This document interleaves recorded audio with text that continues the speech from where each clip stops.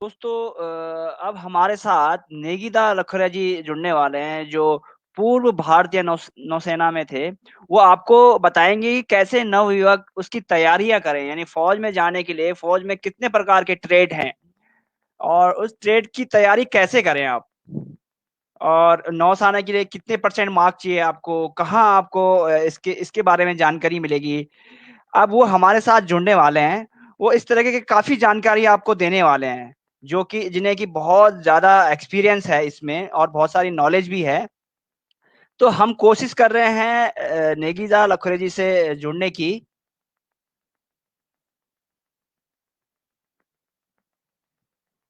और बस 1 मिनट के अंदर हम उनको कनेक्ट करने की कोशिश कर रहे हैं।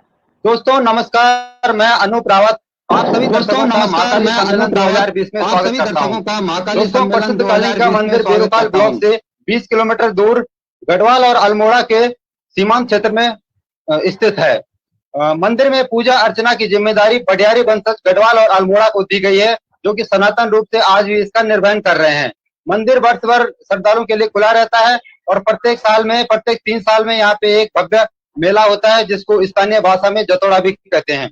तो दोस्तों ये तो था बैकग्राउंड, मंदिर का बैकग्राउंड। और अब आपको मिलाते हैं एक ऐसे शख्सियत से जो कि उत्तराखंड में गांव में रहकर बहुत कुछ कर रहे हैं, बहुत सारी विकास की योजनाओं में अपना सहयोग करते हैं, एक सामाजिक कार्यकर्ता के तौर पर भी जाना जाता है और बहुत हर मुद्दे पे अपनी बेबाक राय रखते हैं, बहुत एक्टिव रहते हैं और रिटायर नौसेना से रिटायर हैं। तो हम बात कर रहे हैं नेगीदा लखोरिया जी की। नेगीदा, आपका बहुत बहुत स्वागत।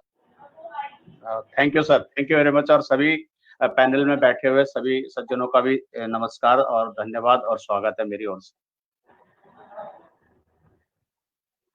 जी जी सर। सर पहले तो सबसे पहले आपका बहुत बहुत धन्यवाद, आप महाकाली सम्मेलन 2020 में आप हमसे जुड़े। और सबसे पहले हमारे दर्शक जानना चाहेंगे, आप एक सर अपना छोटा सा परिचय और उसके बाद वार्तालाप को आगे बढ़ाते हैं। जी श्योर श्योर। जो भगवती कालिका का मंदिर है दुसान में है एकदम से, तो जैसा आपने ऑलरेडी एक्सप्लेन कर दिया, गढ़वाल और कुमाऊं के सीमा पर है। तो उसमें जो एक तरफ का गांव है मल्ला लखोरा, मैं उस गांव का रहने वाला हूँ। मेरा जन्म वहां हुआ है बिचला चौकोट पट्टी में, और जनपद अल्मोड़ा है। और जिस अभी वर्तमान निवास जो है, जहां से हम कालिका द्वार नीचे से शुरू होता है रोड से, वहां पर मैं रहता हूँ। खाली दहिया बोलते हैं उस जगह को।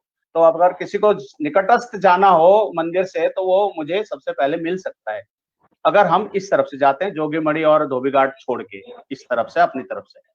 तो मेरी जो पढ़ाई हुई है बहुत सीमित हुई है, जैसे कि सामान्य सभी की होती है 10-12 जैसे। उसके बाद मैंने नौसेना में अप्लाई किया था 1985 में, और भगवती की बड़ी कृपा हुई कि मैं उसमें सिलेक्ट हुआ।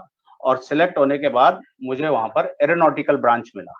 तो नौसेना के अंदर जो ब्रांचेज होती हैं, एक तो शिप से संबंधित होती है, एक पानी के जहाज से, और एक होती है एयर से, यानी कि हवाई जहाज से। उसके बाद उसमें बहुत सारा विस्तार होता है। तो मैंने इस पूरी सर्विस में 15.5 साल नौकरी की है, और जितना मेरे से हो सकता था मैंने समुद्र में, हवा में काम किया है। और उसके बाद से मैं 2001 से अपना राज्य से जुड़ा हूँ। तो फिर जैसे जैसे बनती हैं ये स्कीम्स आती हैं, उस पर कुछ पॉइंट्स रखने होते हैं, तो पॉइंट्स भी हम देते हैं। और प्रत्यक्ष रूप से राजनीति से नहीं है, लेकिन राजनीति को हम नजदीक से परखते हैं, देखते हैं क्या हो रहा है, कैसे हो रहा है। जी जी जी जी, बहुत बहुत धन्यवाद आप परिचय देने के लिए अपना। और सर जैसे कि ये महाकाली सम्मेलन है, तो इसमें आपसे भी जानना चाहेंगे कि जो हाल ही के वर्षों में जो महाकाली मंदिर के अराउंड जो बदलाव हुए हैं, कुछ विकास के कार्य जो भी हुए हैं, तो सर आप किस तरह से इसको देखते हैं, किस तरह से इस विकास को देख रहे हैं और आपकी इस पे क्या राय है, क्या और कुछ आइडियाज और क्या वहाँ पे होना चाहिए, किस तरह से आप हमारे जो व्यूअर हैं उनको किस तरह से आप देख रहे हैं, उसको थोड़ा सा आप बताएं।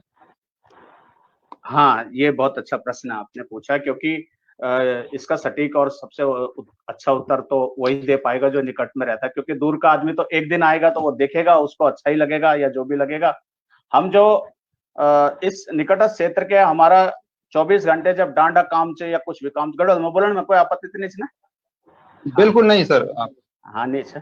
तो जो डांडा का काम है, बकरी चराने का, भेड़ चराने का, उसमें भी हम एक भक्ति भाव में रहते हैं भगवती के नाम से। लेकिन जो हमने पिछले 30 साल में या 40 भी बोलो तो 40 साल में भी जो देखा है, उसमें और आज में बहुत बड़ा अंतर आया है। एक जैसे कि सुविधाएं वहां पर आई हैं, वहां पर अब पुजारी की व्यवस्था हुई है, दिन रात मंदिर में जागृत पीठ है तो दिन रात वहां पर व्यवस्था रहती है, सिक्योरिटी गार्ड्स रहते हैं, लाइट की व्यवस्था है, कैमरे की व्यवस्था है, स्टेट ऑफ आर्ट है, मतलब कि एकदम अप टू डेट काम करके रखा हुआ है। जो अभी उसमें जितना और होना बाकी है, कुछ चीजें पूर्व अध्यक्ष जिनसे हमने बात की थी उनको भी हमने अपने सजेशन रखे थे, उसके बाद जो वर्तमान अध्यक्ष है उनसे भी बात की। निरंतर हम संपर्क में रहते हैं कि यहाँ पर ऐसा करवा दीजिए, ऐसा करवा दीजिए। तो फिलहाल जो समिति कर रही है मैं उससे पूरा संतुष्ट हूँ, बहुत ही ज्यादा। और मेरे पास एक अपना पेज भी चलता है लखोरा कालिंका गढ़ी, तो मैं उसमें ये चीज डालता रहता हूँ। बाकी ये महाकाली का पेज है, मैं इसमें भी फॉलो करता हूँ, और पीछे मैं एक और पेज में एडिटर भी था। तो मेरा हमेशा से 24 घंटे में कम से कम 24 बार तो होता ही होता है कि भगवती का नाम लेना और सबको बताना कि यहाँ पर ऐसा है। जो चीजें थोड़ी बहुत गलत हो रही हैं वो मैं बता देता हूँ, अगर किसी को आपत्ति ना हो। कि जो गलत होता है, जैसे कि हम एक ट्रेंड चलाते हैं कि प्रदेश में क्या होता है। प्रदेश प्रदेश है और उत्तराखंड उत्तराखंड है। उत्तराखंड को श्रेष्ठ भूमि इसलिए कहा गया है, उत्तराखंड है देवभूमि। तो यह देव तो गई हिसाब, उस हिसाब से हमारे जो नए भक्त आ रहे हैं उनको उसी हिसाब से चलना चाहिए जिस हिसाब से स्थानीय प्रथाएं हैं, ना कि कोई बाहर का ड्रामा ढकोसला करे। तो वो हम उन लोगों को भी समझाते कि देखिए आपको ऐसे करना चाहिए, यहाँ पर इस तरह से चलता है, यहाँ पर ज्यादा माइक स्पीकर अपना मोबाइल वोबाइल कई लोग वहां बजाते हैं, हम भी वही रहते हैं, बैठते हैं मंदिर के अंदर पाठ करते हैं। तो हमने कहा ये सब डिस्टरबेंस नहीं करनी। कई लोग स्नैपशॉट करते हैं, फोटोग्राफी करते हैं, हमने उनको भी बताया कि देखो फोटोग्राफी आप सीनरी की कीजिए, देयर इज नो प्रॉब्लम। लेकिन क्या होता है कि जो जागृत पीठ होती है उसकी देवी की आभा कम होती है अगर आप उसकी फोटोग्राफी करते हो। क्यों? जागृत पीठ कैसे? क्योंकि यहाँ पर शिलाएं हैं, पवित्र शिलाएं। वो पवित्र शिलाओं से ही ये पीठ जागृत होती है, जिसमें कि काली यंत्र होता है। और अन्य जगहों पर अगर कोई मंदिर स्थापित करता है, विग्रह स्थापित करता है, मूर्ति स्थापित करता है, और वहां पर अगर यंत्र स्थापित नहीं करता है तो उनको सिद्धपीठ नहीं कहते हैं, उनको एक मंदिर कहते हैं जस्ट। तो हम जागृत पीठ इसलिए कहते हैं कि 24 घंटा जो हमारे देवी जागृत देवी च, तो यहाँ पर थोड़ा सा भी हमारी गलती होती है उसका भुगतान यहाँ की स्थानीय जनता को करना पड़ सकता है, या उसका जो है इनवर्स और रिवर्स इफेक्ट जो भी हो सकता है संभव है। और लोग इसको बोलते हैं दकियानूसी है या अंधविश्वास है, तो मैं उसको सिरे से खारिज करता हूँ। जागृत पीठ के ऊपर एकदम भक्ति भावना से जाना है। आपको कम आता है तो आप कम कीजिए, पर आप ऐसा कुछ मत कर दीजिए जो वहां की प्रथा के अनुरूप ना हो। जी जी जी सर। सर पहले तो आपका बहुत बहुत धन्यवाद कि आप माँ काली मंदिर के ऑफिशियल पेज को फॉलो करते हैं और बातों को आगे तक पहुंचाते हैं, जैसे कि आपने कहा। दूसरा सर ये है कि जैसे आप वहाँ पे रह रहे हैं और आप बहुत करीबी से देख रहे हैं मंदिर को, तो सर टूरिज्म के लिहाज से किस तरह की अपॉर्चुनिटीज वहाँ पे डेवलप हो सकती है, उस पर आपकी क्या राय है? राइट। देखिए सर, टूरिज्म के लिए बीच में कई सारे प्रपोजल गवर्नमेंट की तरफ से भी आए थे, गेस्ट हाउस के भी प्रपोजल आए थे। गेस्ट हाउस मुझे भी कहा गया था कि आप यहाँ पे कालिंका क्षेत्र में आप ले लीजिए।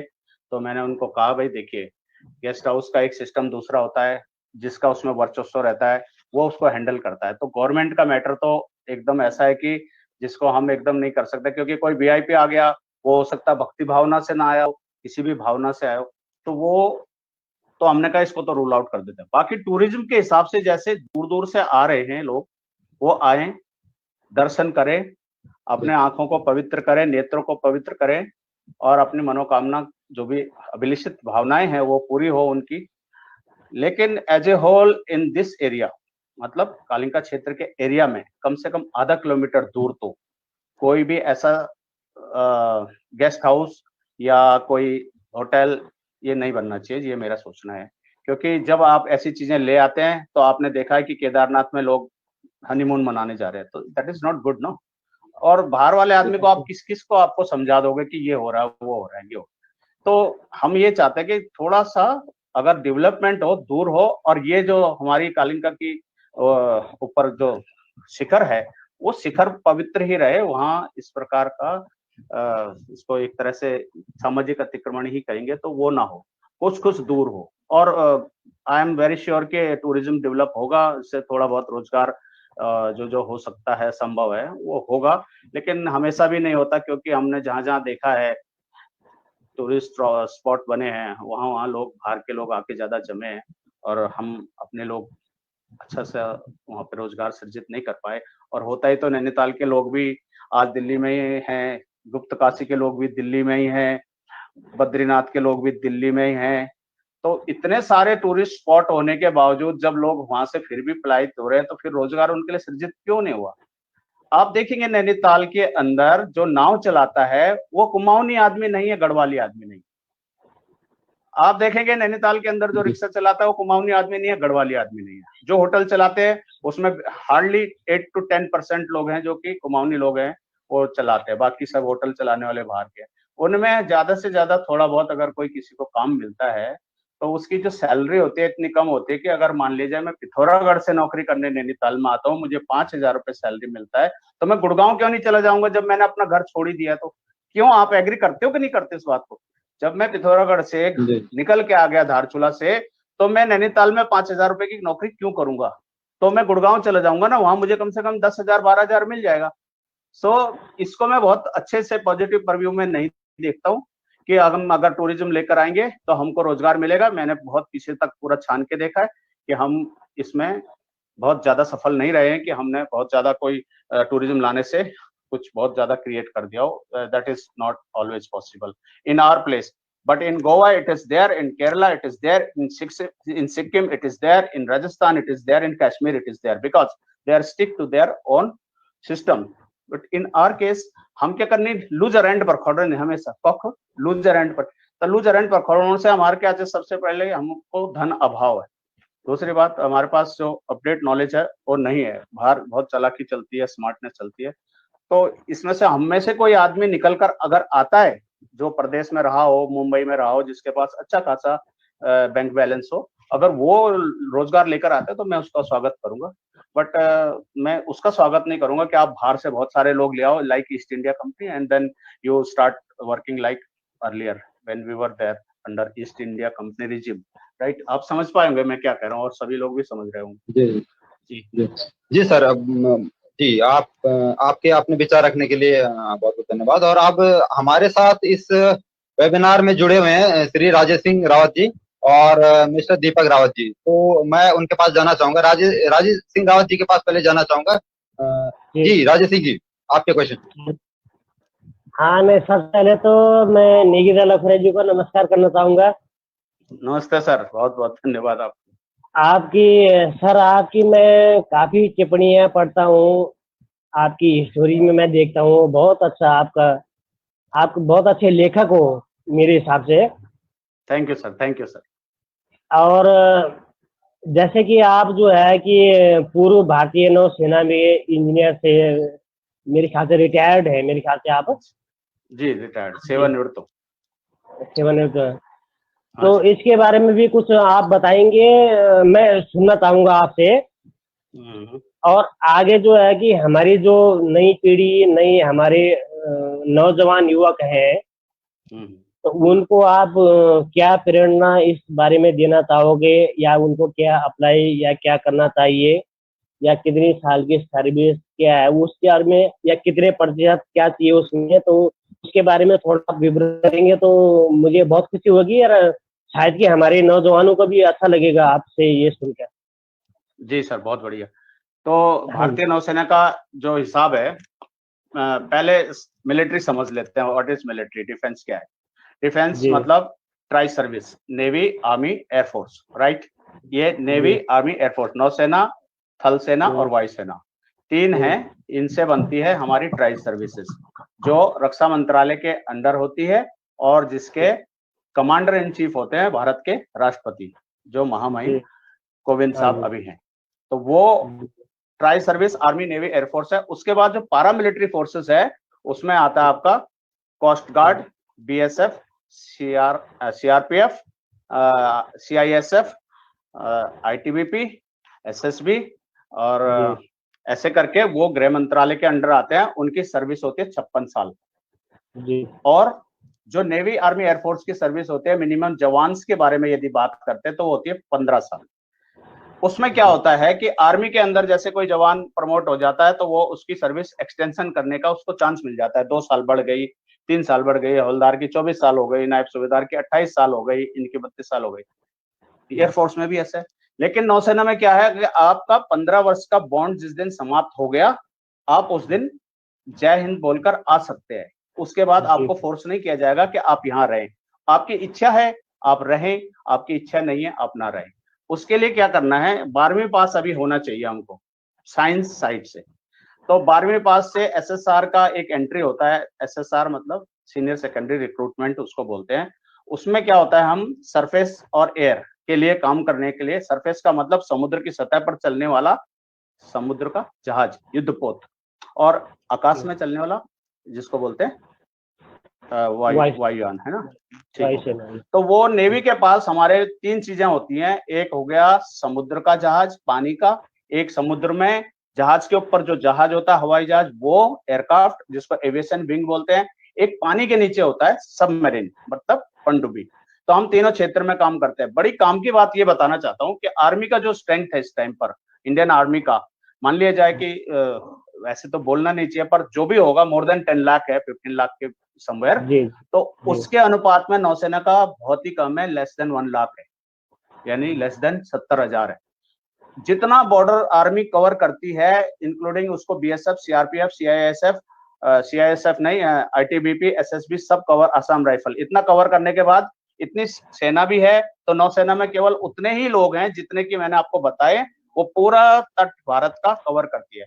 उसके अतिरिक्त नौसेना सर्वे करती है जमीन का, जैसे पानी का सर्वे होता है तो हमारा सर्वे ऑफ इंडिया का ऑफिस देहरादून में है, हमारे राज्य में ही है, ये भी बड़ी खुशी की बात है।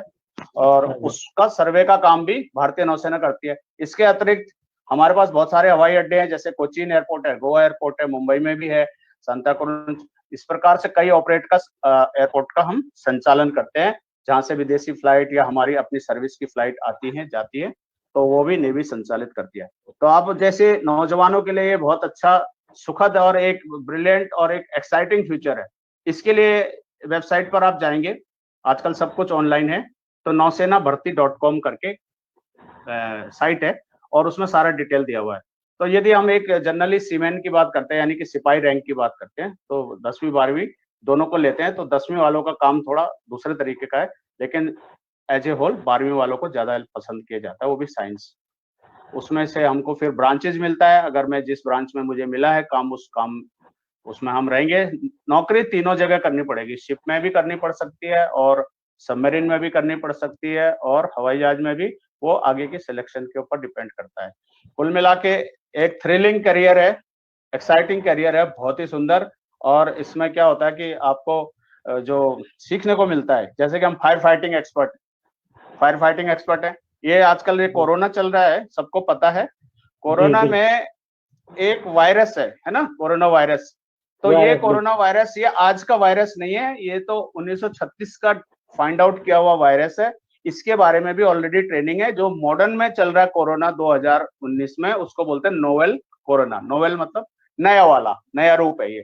तो ये सब ट्रेनिंग हम NBCD मतलब न्यूक्लियर बायोलॉजिकल केमिकल, इसमें हम करते हैं। और ये ट्रेनिंग करने के बाद इतना सारा काम जब भी आपको आएगा, आप उसमें एक्सपर्ट होकर काम कर सकते हैं। जिसमें भी आपको जहां उतारा जाएगा, आप वहां पर ऑन द स्पॉट तैयार रहेंगे, कि इतनी ड्रिल होती है, इतनी टफनेस होती है। बाकी समुद्र में लहरें उठती हैं, आपने देखा होगा टीवी में, फिल्म में, लेकिन लहरें इतनी ऊंची उठती हैं कि आप उसको जस्ट इमेजिन नहीं कर सकते। लेकिन जो जाएगा वही थ्रिल होगा। जाने के लिए बिल्कुल स्वागत है। बच्चों को हम चाहते हैं वो जरा साइंस साइड पे बड़ा ध्यान दें, मैथमेटिक्स वगैरह पे, फिजिक्स पे, और जनरल अवेयरनेस उसकी ठीक होनी चाहिए। और अंग्रेजी का थोड़ा अच्छा ज्ञान होना चाहिए। और घबराने की बात नहीं है, अंग्रेजी बाद में भी आ जाती है, पर जरा अपन तरह बटी कॉन्फिडेंस बढ़े रहा लो, तो वैसे ही अंग्रेजी ज्ञान ठीक रहा। झिझके नहीं, मतलब हमारा क्या होता है, कॉन्फिडेंस जब हमारा कम होता है तभी हम लूज भी करते हैं बैटल। और हम कॉन्फिडेंस है, हमको 4 शब्द अंग्रेजी में ठीक से बोलने आते हैं, हमको आंसर लिखना आता है, तो वी कैन डू इट। और बच्चों को मैं भी बोलता हूँ, ललितपुर में भी मैं काउंसलिंग करने गया था, मैं करियर काउंसलिंग के लिए स्कूलों में जाता हूँ। कभी आप चाहिए तो आप हमें किसी स्कूल में बुलाएं, तो उसमें मैं बहुत डिटेल से बच्चों को ये समझा दूंगा कि डिफेंस में जाने का क्या तरीका है। बाकी दूसरा ऑफिसर्स का है, जो नेवी में, उसमें NDA है उसका सिस्टम अंदर जाने के लिए, और फिर एक बीटेक का सिस्टम है, उसमें डायरेक्ट इंजीनियर एम्प्लॉयमेंट होती है उसके। और जैसे डॉक्टर है वो तो एक ही होता है, आर्मी नेवी एयरफोर्स का, तो उसमें सिलेक्शन तो एक ही जगह होती है। लेकिन नेवी के लिए जो जी जी हाँ, कहिए। नेगी जी, मैं आपसे एक चीज पूछना चाहता हूँ कि जैसे हमारे जो हमारे नौजवान लोग हैं, हमारे उत्तराखंड से, गांव से, जो पढ़ाई लिखाई कर रहे हैं, चाहे वो साइंस से कर रहे हैं, आर्ट से कर रहे हैं, तो इस मामले में जो है कि कितना प्रतिशत मार्क की जरूरत पड़ जाती है उनको, चाहे साइंस वाला हो, आर्ट्स वाला हो, और उनको क्या ट्रेनिंग करनी होगी, कितने साल की ट्रेनिंग होगी, उसके बारे में कुछ बताएंगे सर? हमारे जो नौजवान उनके लिए अच्छा रहेगा, अगर आप बताएंगे तो बहुत अच्छा रहेगा। जी जी देखिए सर, ये अच्छा पूछ लिया आपने, मैं उसको बता नहीं पाया था। 60% अंक चाहिए नेवी में आने के लिए, ठीक है। नेवी का एग्जाम जो हमने अटेंड करना उसमें 60% अंक चाहिए, और पीसीएम होना चाहिए। पीसीएम मतलब physics, chemistry and biology, mathematics. तो फिजिक्स का अर्थ है भौतिकी, और केमिस्ट्री मतलब रसायन, और मैथमेटिक्स मतलब गणित। तो ये 3 विषय तो हमारे पास होने चाहिए 10+2 में। लेकिन जो अब नई शिक्षा नीति आ रही है उसमें कैसा होता है सिस्टम, तो उसके हिसाब से आगे देखा जाएगा। बहरहाल तक तो ये कायम है कि 12वीं पास होगा, 60% अंक होंगे, फिजिक्स केमिस्ट्री मैथ्स होगा, तो वो एसएसआर के लिए, यानी कि सीनियर सेकेंडरी रिक्रूटमेंट के लिए फिट है, वो एनडीए के लिए भी फिट है, और वो डायरेक्ट एंट्री के लिए भी, टेक्निकल ऑफिसर्स के लिए भी फिट है। तो उसके बाद उसको देखना है कि कोई आदमी जैसे बहुत अच्छा लिखता है, आईएएस के लिए भी एग्जाम देता है, वो क्लरिकल के लिए भी देता है, उसमें एक ही जगह थोड़ी, कहीं ना कहीं तो फिट हो ही जाएगा, लेकिन उधर को जी दिशा बनेगी तो तभी। Right sir. जी सर। बाकी अच्छा, जैसे हाँ। मैं इसमें आर्मी का भी आपको मैं एक और बात बता देता हूँ कि हमारे क्या से हमारे उत्तराखंड में और हमारे क्षेत्र में कि जो आदमी फौज में जानो वो तयस नहीं पूछने वो पक जीचू, वो एक हमारे फौज में भर्ती हुएगा। ज्यादातर हमारे खलो गढ़वाल राइफल में भर्ती नहीं, या तो कुमाऊं रेजिमेंट में भर्ती नहीं। बहुत खुशी बात। लेकिन बच्चों को ये कोई आके शिक्षा नहीं देता कि बेटा कौन से क्या करना है, तुम्हें आगे टेक्निकल में जाना है। अभी देखिए आर्मी के अंदर इतने एडवांस टेक्नोलॉजी, सिग्नल्स की चीजें आ रही हैं, टैंक्स आ रहे हैं, कंप्यूटर ऑपरेटेड सारी चीजें। तो हमको उस फील्ड में जाना चाहिए ताकि हमारी वहाँ पे थोड़ा सर्विस का करियर अच्छी तरह से आगे को बढ़े, प्रमोशंस वगैरह हो। और सिंपल जनरल ड्यूटी करते हैं तो उसमें बहुत भीड़ रहती है, तो उसमें प्रमोशंस वगैरह भी बहुत स्लो होती है। और बच्चों को क्या होता है कि यहाँ पे कई लोगों ने इंस्टीट्यूट खोल रखे हैं, और वो बच्चों को बुलाते हैं, कुछ पैसे भी लेते हैं, उनको कुछ ट्रेनिंग देते हैं। मुझे नहीं पता है कि वो अच्छा करते हैं या बुरा करते हैं, बट मैं ये बोल रहा हूँ कि अगर एक लड़का अपने आप से मेहनत करेगा और वो एक प्रिस्क्राइब गाइडलाइन है उसको फॉलो कर लेगा और एग्जाम में बैठेगा, तो उसको भी सफलता कहीं रोक नहीं सकती। ये कह रहा हूँ मैं। अगर वो हम ट्रेनिंग करने जा रहे हैं, कहीं किसी ने कैंप लगा रखा है, उसने हमसे मोटे पैसे ले लिए, मैं इसको सजेस्ट नहीं करता हूँ, मैंने तो नहीं करा, और मेरे साथ के बहुत लोगों ने भी नहीं करा। हमारे शिप भी डूबा था, हमारे तल्ली खाटली के लोग शिप में डूब के बलिदान को प्राप्त भी हुए हैं खुकरी में, वो आपको भी जानकारी होगी। लेकिन सब लोग बहुत स्मार्ट हैं और ऐसे किसी ने ट्रेनिंग नहीं कर रखी है। बाकी आप दौड़ना जरूरी हो गया और आपको फर्स्ट में आना जरूरी भी हो गया, तो इसलिए हम चाहते हैं कि थोड़ा दौड़ करें। दूसरे में हमारी भौगोलिक स्थिति उत्तराखंड की इतनी अच्छी है कि हमारे पास ऑक्सीजन प्रचुर मात्रा में। अगर कोई लड़का सुबह दौड़ता है 10-12 किलोमीटर तो वो एकदम फिट हो जाता है, और वो कहीं रुकेगा ही नहीं। अगर वो भर्ती की लाइन में खड़ा होकर दौड़ेगा तो आ जाएगा वो। तो इतना कॉन्फिडेंस अपने अंदर रखना है कि मैं कर पाऊंगा, बस आई कैन डू इट जी। और जाके सिलेबस है, वो सिलेबस के कंसिडर, वो सिलेबस में ही जो तिगली खींचे उसको पूरा कर लेना है। कहीं कोई घुट्टी नहीं होती कि ये सिलेबस पिलाया और आपको रट गया। करना आप ही ने है, वो तो पैसे ले रहा है, लेकिन वो आपका कान पकड़ के करवा रहा है। आप ये घर में बैठ के भी कर सकते हैं खुद से, क्यों जी? जी बिल्कुल।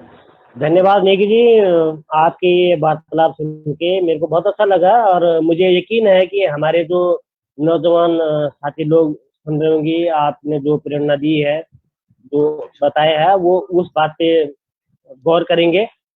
और मैं पीछे भी सुना, जैसे आपने हमारे अनूप जी के साथ भी बोला था कि महाकाली मंदिर के बारे में जो है कि वो बहुत अच्छा मेरे को लगा। जी और यही हमारी आगे प्रेरणा रहेगी। सब महाकाली के लिए सब हम सब का वो है। जी जी बिल्कुल। और हाँ जी, और अभी जो है कि मैं यहीं पे खत्म कर रहा हूँ, और हमारे जो है दीपक रावत जी हैं, अब आप उनसे थोड़ा सा वो आपसे कुछ वार्तालाप करेंगे। तो दीपक रावत जी, आप थोड़ा सा है कर लीजिए। जी नमस्कार नेगी जी। सर मेरा आपसे एक सवाल है कि जैसे मतलब पहले हमारे हर गांव में एक दो यानी गांव में मुझे लग रहा है 2 3 4 फौजी हुआ करते थे, लेकिन अब धीरे धीरे वो कम होता जा रहा है। क्या रीजन रहा है इसका? पहले तो मैं इसके बारे में जानना चाहूंगा कि क्या एक अब हर गांव में शायद एक हो रहा है, पहले शायद 4 हुआ करते थे, अब शायद एक हो रहा है, तो क्या एक रीजन रहा है इसके पीछे? करेक्ट। देखिए सर, हर गांव में पहले फौजी होता था, और आप एक सर्वे लीजिए, अपने आप से कीजिए, अपने ही सामर्थ्य में, कि पहले हिमाचल प्रदेश से, नेपाल से, गढ़वाल से और कुमाऊं से बहुत ज्यादा लोग फौज में होते थे। पहले फौज में बहुत सारी सुविधाएं नहीं थी, फौज एक टफ लाइफ थी पहले। तो हम पहले से टफ लाइफ जीते हैं उत्तराखंड के अंदर। हमारे जो भौगोलिक परिस्थितियां हैं वो उस प्रकार की है कि हम उस टफ लाइफ को झेल पाते हैं, हमारे शरीर में वो क्षमता है, तो हम आसानी से चले जाते थे। जब से फौज के अंदर सुविधाएं बढ़ने लगी, पेज एंड पर्क्स बढ़ने लगे, फैसिलिटीज आने लगी, तब से सभी लोग इंटरेस्टेड हो गए फौज में जाने के लिए। तो आज की तारीख में कि एक सिपाही भी ज्यादा, और ये अच्छी बात भी है बताना, कि कोई इसमें बुरा नहीं है कि सरकार को एक एक सिपाही 1.5 2 लाख का पड़ता है, सारी चीजें सुविधाएं देने के बाद, सैलरी वगैरह देने के बाद भी। तो आज क्यों इतने अच्छे सुंदर माहौल में कौन नहीं जाना चाहेगा? इसलिए इसका हो गया कंपटीशन ज्यादा। कंपटीशन ज्यादा होने के कारण से जब 3 4 लोग पहले गांव में होते थे तो धीरे धीरे से वो कम हो गए। ऐसा नहीं है कि हम लोग जाना नहीं चाहते, हर लड़का जाना चाहता है, लेकिन कंपटीशन ज्यादा हो गया तो अब थोड़ी आबादी भी ज्यादा हो गई, तो उसका प्रोपोर्शन ऐसा हो गया कि अब सभी गाँव में से थोड़ा थोड़ा कम होते जा रहे हैं। दूसरी बात एक है कि जो लोग फौज को दूसरे परव्यू में देखते हैं, वो ऐसा देखते हैं कि फौज का मतलब चले जाना है दूर और फिर 1 साल में आना है, और उससे अच्छा हम कहीं पर अपना ये जो अभी आजकल का ट्रेंड है, जो जॉब का, आईटी का जॉब हो गया या इस प्रकार के जॉब हो गए, जो हम यहाँ करेंगे और इसमें फ्लोरिश करेंगे। और कुछ लोग बच्चे होटल मैनेजमेंट में जा रहे हैं, बहुत ज्यादा हमारे यहाँ लुक्रेटिव जॉब है होटल मैनेजमेंट में जाना, तो होटल मैनेजमेंट में जा रहे हैं, डिप्लोमा कर रहे हैं, तो वो फौज में जाना नहीं चाह रहे। ऐसे नहीं कि इच्छा नहीं है, एक तो कंपटीशन ज्यादा हो गया, दूसरे में जॉब्स बहुत सारी खुल गई है चारों तरफ, तो बच्चे अपने अपने इधर उधर के फील्ड में जा रहे हैं, पर ऑलमोस्ट जाना गाँव गाँव से भारी है। तो थोड़ा हमारी इच्छा के अनुरूप नहीं है कि कुछ लोग तो गाँव में भी रहने चाहिए ना।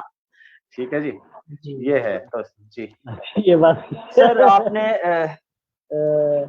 देश के लिए इतनी सेवा करी है, 15 साल बिताए हैं, और क्या रीजन रहा है कि आज हमारे, अगर मैं कई लोग कहते हैं हमारे देवभूमि है उत्तराखंड, मैं कहता हूँ देवभूमि के साथ हमारी जो है वो वीर भूमि भी मैं ये कहूंगा, क्योंकि हमारे इतने लोग सेवा में लगे हुए हैं देश की। सत्य। लेकिन कभी लगता है कि इतनी सेवा करने के बाद उत्तराखंड की, लेकिन कहीं ना कहीं एक पलायन की स्थिति बनी है और रोजगार की कमियां रही है उत्तराखंड में। क्या एक मुख्य कारण रहा है इन चीजों के पीछे? सरकारों ने कभी ध्यान नहीं दिया, या हमारे पास इतने ऐसे मुद्दे नहीं थे कि हम सरकार को बता सके कि हमारे अंदर ये क्वालिटी है, यानी हमारे उत्तराखंड की में ये क्वालिटी है। अगर आप बताएं तो बिजली भी हम दिल्ली को देते हैं, यानी हम बाहर एक्सपोर्ट कर रहे हैं बिजली को, उत्तराखंड में जो टिहरी डैम है, लेकिन अपनी स्थिति देखे तो हम खोखले होते जा रहे हैं। तो क्या एक मुख्य रीजन रहा है इसके पीछे, मैं जानना चाहूंगा। हाँ, तो जो आपने ये सवाल पूछा, ये तो बहुत संजीदा सवाल है, बहुत गंभीर है। हम लोग जो जॉब कर रहे हैं आज की तारीख में, यदि आप लखनऊ में जाते हैं, कानपुर में जाते हैं, ये क्योंकि उत्तर प्रदेश की राजधानी लखनऊ थी, तो बहुत सारे जॉब जो आए लोगों ने लखनऊ में पकड़े। भारत की राजधानी दिल्ली है तो दिल्ली में पकड़े, उसके बाद से ऑलमोस्ट सभी जगह गए। ये आज का ट्रेंड नहीं है, ये ट्रेंड है 100 200 साल पहले। मेरे खुद ग्रेट ग्रैंडफादर कराची में नौकरी करते थे, तो ऐसी बात नहीं है कि पलायन का जो आपने विषय रखा है, पलायन हमेशा से होता आया है। पलायन मनुष्य की चरेवेती जैसे कहते हैं कि हमारा नेचर है चलना। पलायन को 2 तरीके से देखना है, एक तो जो गठरी उठा के गांव छोड़ के सदैव से गांव से निष्कासित हो गया या निर्वासित हो गया, एक तो वो पलायन है, उसका मतलब वो नेगेटिव पलायन है।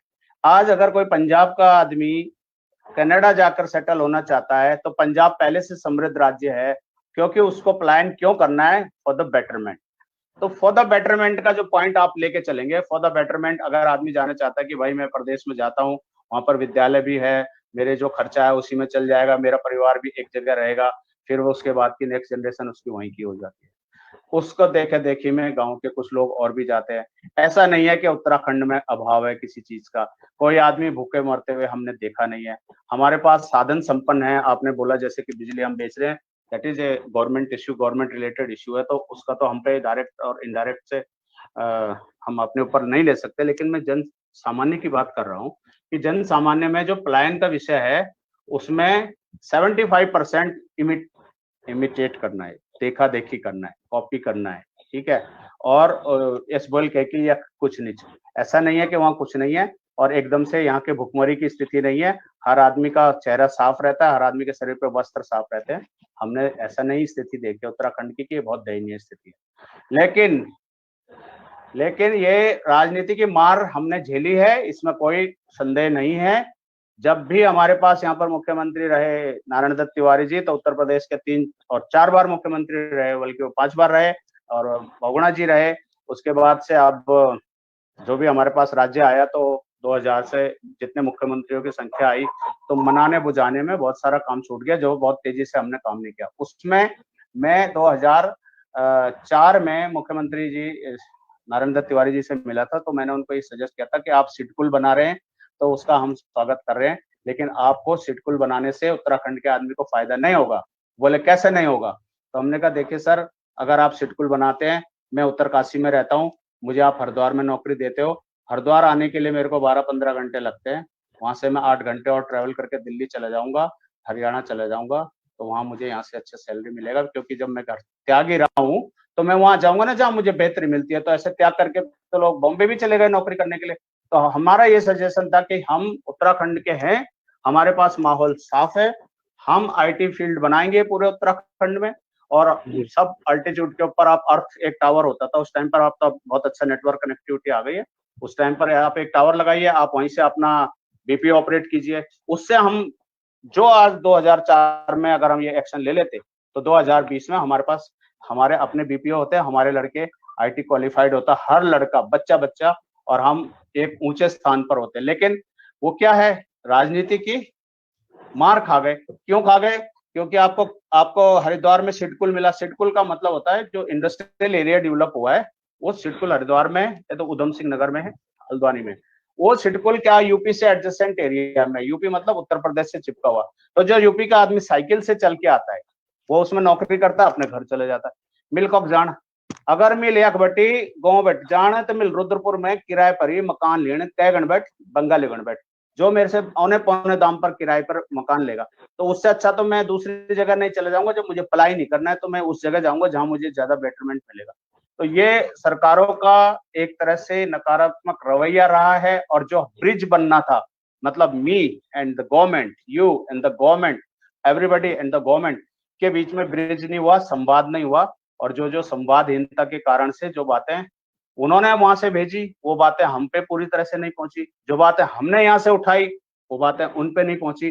तो सरकार और आम नागरिक के बीच में एक बहुत बड़ा गैप हो गया, जिसके कारण से हम बहुत सारा नहीं कर पा रहे हैं। हमारे पास बहुत सारी चीजें हैं, हम प्रपोजल गवर्नमेंट को भेजते रहते हैं, गवर्नमेंट ने कभी नहीं भेजी, कभी सुनी नहीं।